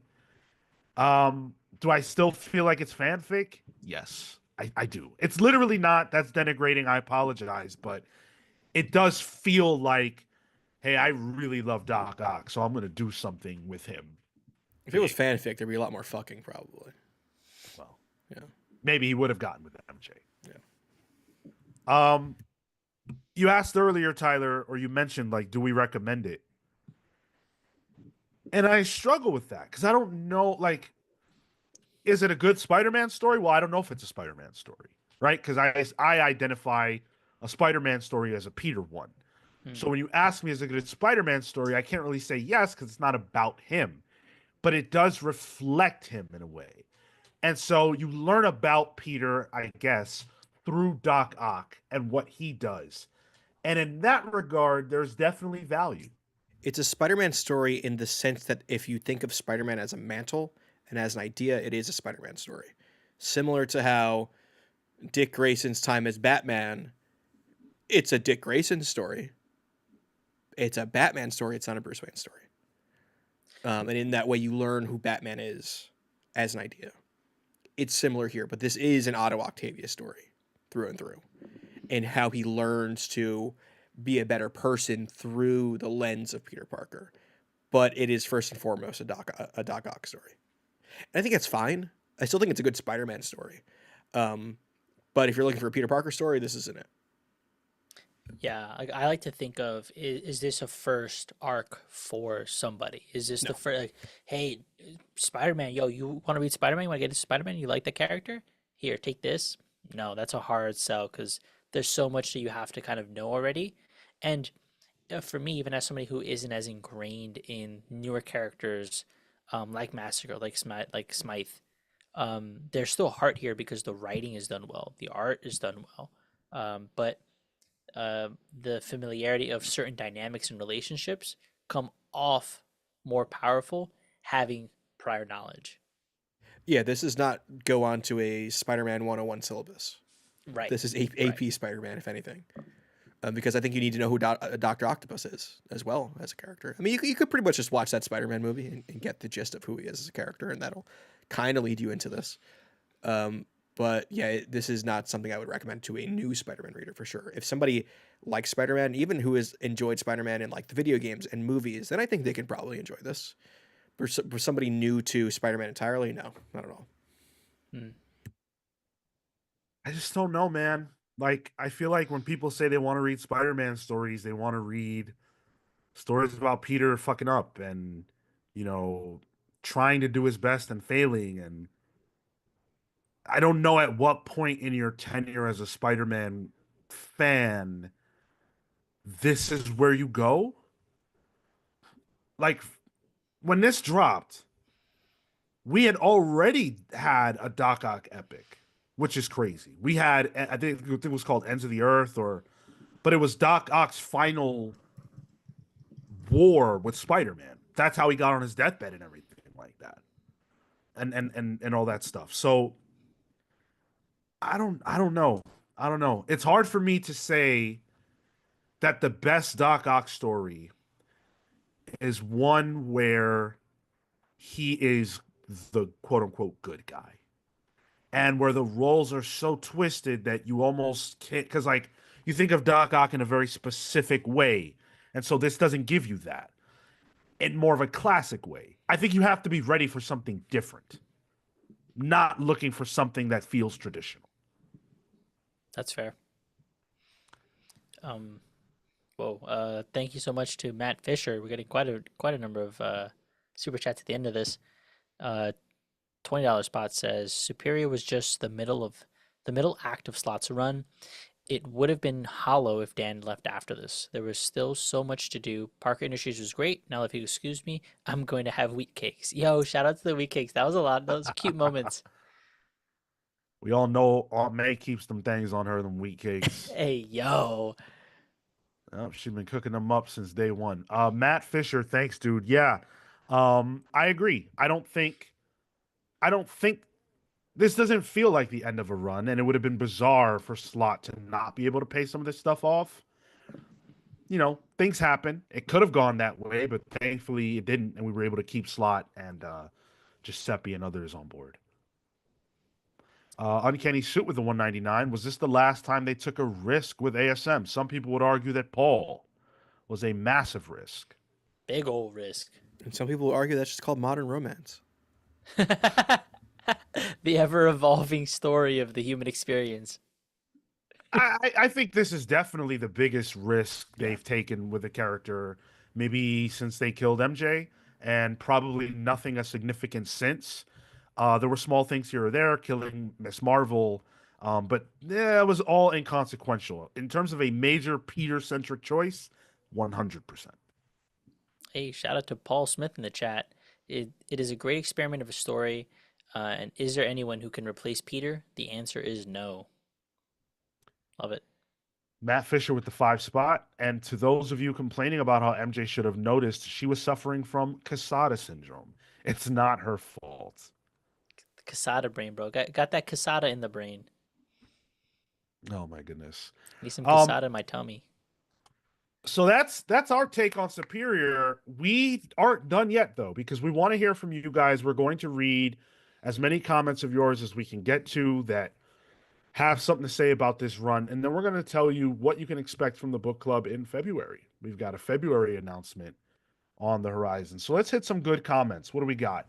TFB TJ says, "Hey guys, I'm a digital reader. I was on Kindle and I saw 3 omnibuses. One book was 907 pages, and the other ones were 400 plus pages. Which one should I get? The two 400 plus pages or the 907 page version?" Whoa. So for what we covered on this episode, it will be the book one, which is the 907 pages. I think it's $30 right now. That's with a discount if you subscribe to Comixology. Otherwise, I think it's $37. That's like the omnibus, right? That's the Omnibus Yeah. Volume 1. Yeah, Volume 'cause that's 2 what would have been like when they relaunched Superior Spider-Man. Make sure you potentially. get volume 1 of Superior. Yeah. It's from 2014. That's what you need to make sure of. Yeah. And it's issues 1 to 31. And then some of them have annuals mixed in, and some have 798 or 698 to 700 of the previous Yeah. Amazing Spider-Man. So just look for those numbers as opposed to page count. That's going to be a more specific way of finding out what you need. Because I think the other ones you mentioned are probably the complete editions rather than the omnibus, which I think still gets you there, but I would still double check based on the issues. It only gets you to like 15, I want to say, because Interesting. Okay. I remember taking a look at those. I wanted to actually bring Phenomenal. up a comment earlier on that we got from a Tom account. Was the story milked too long? Would this have been better at 18 instead of 31? Yep. Yeah, I think it hit a peak around then. I think it's impossible to say how different it would have been if it stopped. Like, you can't say if it stopped at 18 under the construction of this series, because it wasn't meant to end at 18. It was meant to end at 31. Mhm. So whatever they were doing at 18 wouldn't be a good place to stop. But if it was going to be shorter, I think it would have felt tighter. Yes, I agree with that wholeheartedly. I think they could have cut off some of the fat, made it a little more leaner. But also, there's a part of me that's like kind of happy it went 31, because when the hell are we going to see that? Flaming Slott jelly did, beans. like 50 more. or It's something. true, yeah. Oh, and he got imminent later on too. Yikes. So good. Flaming jelly bean says, "I'm late to the stream. Did we already talk about the suit? I love Spidey's raised eyes in this design. Stegman did an awesome job with that. We talked about the legs, but yeah, I agree. The like beveled kind of eyes, and then how that incorporates into the story and some of the things that he has with like different vision was really cool to be able to see a slight tweak on the costume, which I think for me is always better. Don't go whole hog on something. Superior Spider-Man costume is probably my second favorite costume of all time, outside of like just a classic like blue and red. If there's a video game and it's a costume in it, I'm picking that costume. It's so good. Both iterations. I do kind of prefer the Stegman one as opposed to the one later on with Humberto Ramos. It's a little more streamlined, the Stegman, but yeah, they're great costumes. I just like the stark change in color of the costume. One was like black and blue. The other one was blue and or like a lighter blue and red. Let's see. Aaron Ruiz says I would recommend it. People are reading Watchmen without any classic superhero tales, so might as well go against the status quo. Can we stop comparing things to Watchmen, please? Can we do that? Somebody was comparing fucking in our chat was comparing Watchmen to Jenny Sparks. Like, Chill. hello? Modern I masterpiece, mean, dude. I'm having a good time with that book. It's not Watchmen though. That's this unfair thing to like compare anything to. Yeah, no, can't evoke the name of Watchmen. It's just too different. Uh, But go ahead. I have another question from Atomic Count that I thought I'd bring up earlier on. Atomic Count said, going back to your award-winning New 52 deep dive and AVX at the time, how much of this book was to rock the Spidey sales boat in the New 52 era? It's a good question. None of it. None of it. I don't No? think that. No, no. I don't think Marvel would want to do this unless Dan Slott had a really good idea. There's no. It's Spider-Man. Marvel doesn't want to risk anything with this character, and Dan Slott had to have a great idea, and they still forced him to use the Ghost because they weren't trying to get rid of Peter totally. Yeah, this doesn't exist without Dan Slott. Like, this is not something that Marvel would do. I don't even think they would do it with Dan Slott now. Like, Spider-Man is such a understood value for them in terms of what it brings in. That there's a reason why Ultimate Spider-Man exists. It's because they were too afraid to rock the boat with Spider-Man, even though that book's been outselling Spider-Man for the past like 13 months or whatever. But yeah, I don't think it's a direct reply to New 52. Marvel Now as a whole, maybe, and this technically is part of Marvel Now, but I think that's just coincidental. Yeah. If it had been, I think it wouldn't have lasted as long, to your guys' point. It would have been 6-issue mini type thing. This is also years after the New 52 started.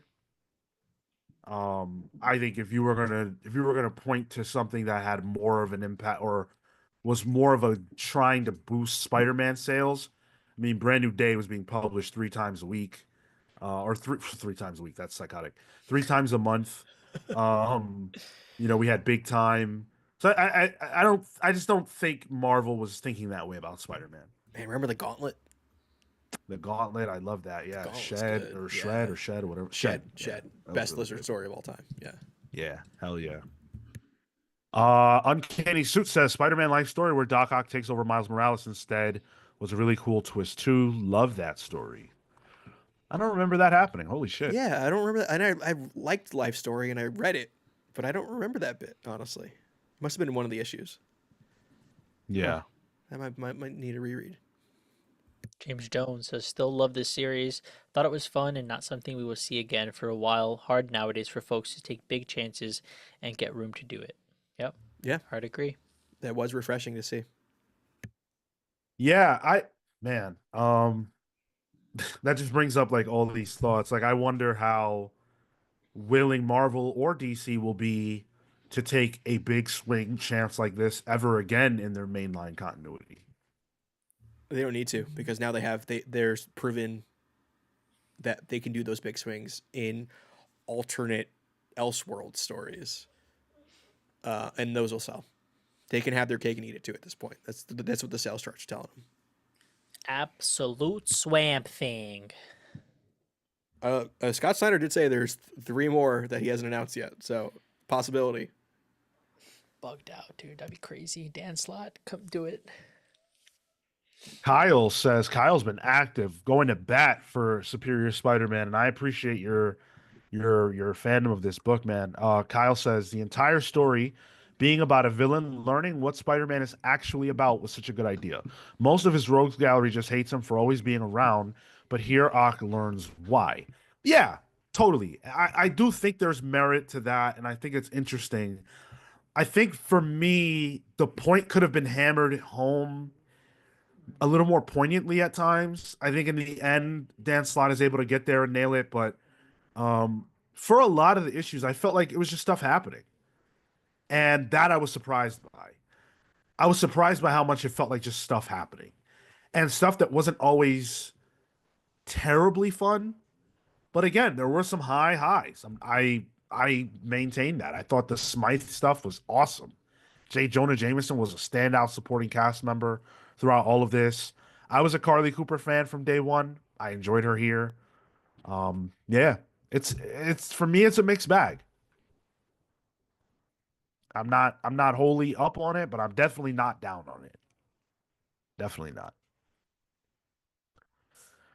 All right, let's talk about next month. Let's talk about the month of February. Now, there is a movie that will be dropping in February. Oh, That is a movie starring none other than Captain America. We are getting Captain America Brave New World February 14th, and we thought, in honor of that, we would present to you the Captain America Book Club month. So it's going to be Captain America month here at Comics Pals HQ.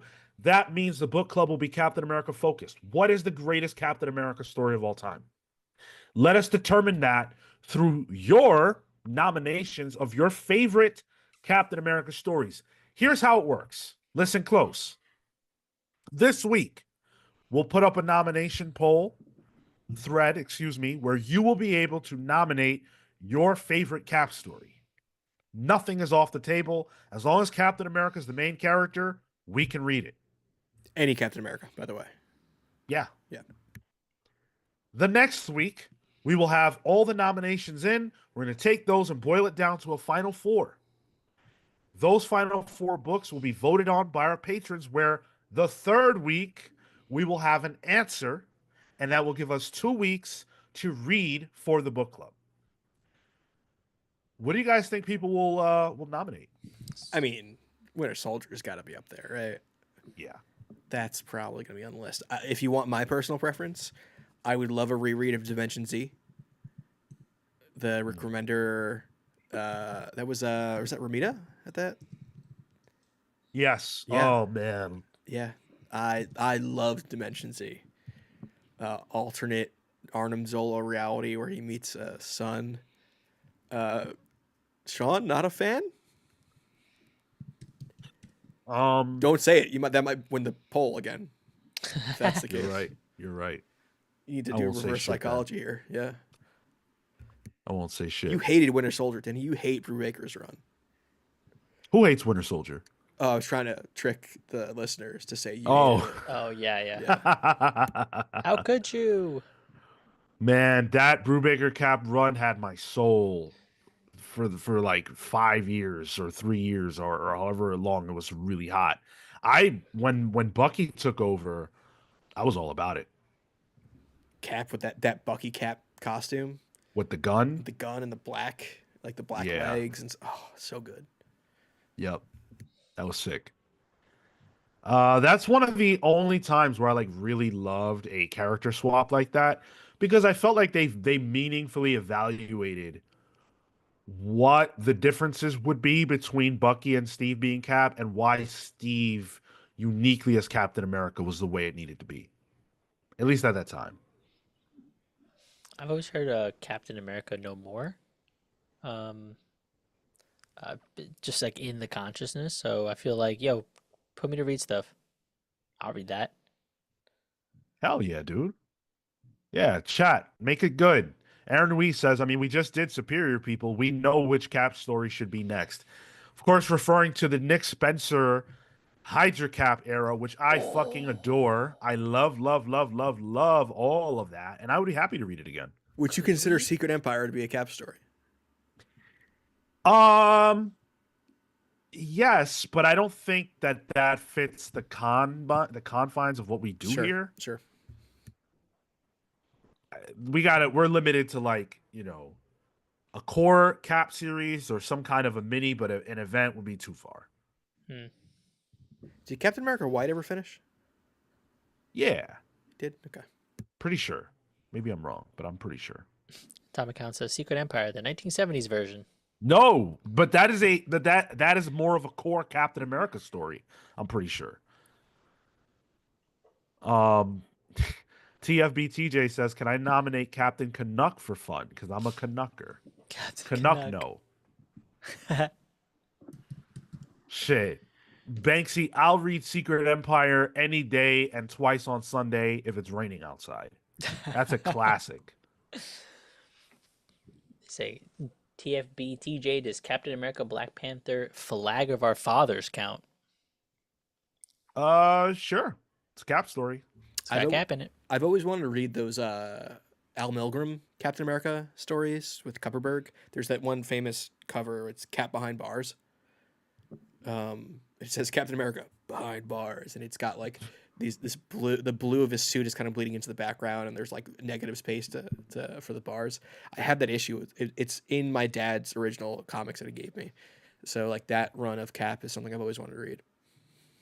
There's a lot of old Cap that I've never read. Like pre Breaker, I have not read one single Cap story.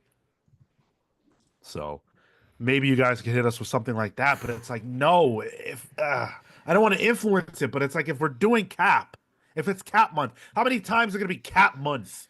You know, like there aren't that many stories. We haven't even mentioned the most iconic image of Captain America. Oh, Heroes Rob Liefeld? Heroes Reborn, Rob Liefeld, yeah. Yeah, bro, that's what I was thinking right now. I'm like, yo, put me to read that stuff. Yeah. James Jones says all in on the Rick Remender run. What about the Mark Waid run? Mark Waid, he had a run too that was pretty solid. Not just Mark Waid, it's Mark Waid and Chris Samnee. Yes, indeed. Yeah? Yeah, it's kind of like a Cap traveling the country. It's very, very underappreciated, I think. It was short, but it's good. I pulled out of that. I was like, no. I feel bad enough after watching Superman fucking walk all around the United States. I'm not gonna read a story where Captain America is sad and trudging through the South. It was Captain America grounded. Yeah. Yeah. I once I got that feeling, I started to have flashbacks, and I was like, fuck this. I can't. I didn't have the same affinity for Mark Waid then as I do now. Anyway. We're gonna leave it up to you guys, though. You guys have the final say. You have the final vote, final nominations as far as what we will choose. So we will leave it in your hands. Make sure you get your nominations up. You'll know when the threads are up because we'll post them on Discord. We'll post them on Patreon. We'll post them on YouTube. So you will see it. And that's all we got for today. Thank you for joining us so much on what is hopefully, in your minds, a superior book club. Thank you for listening.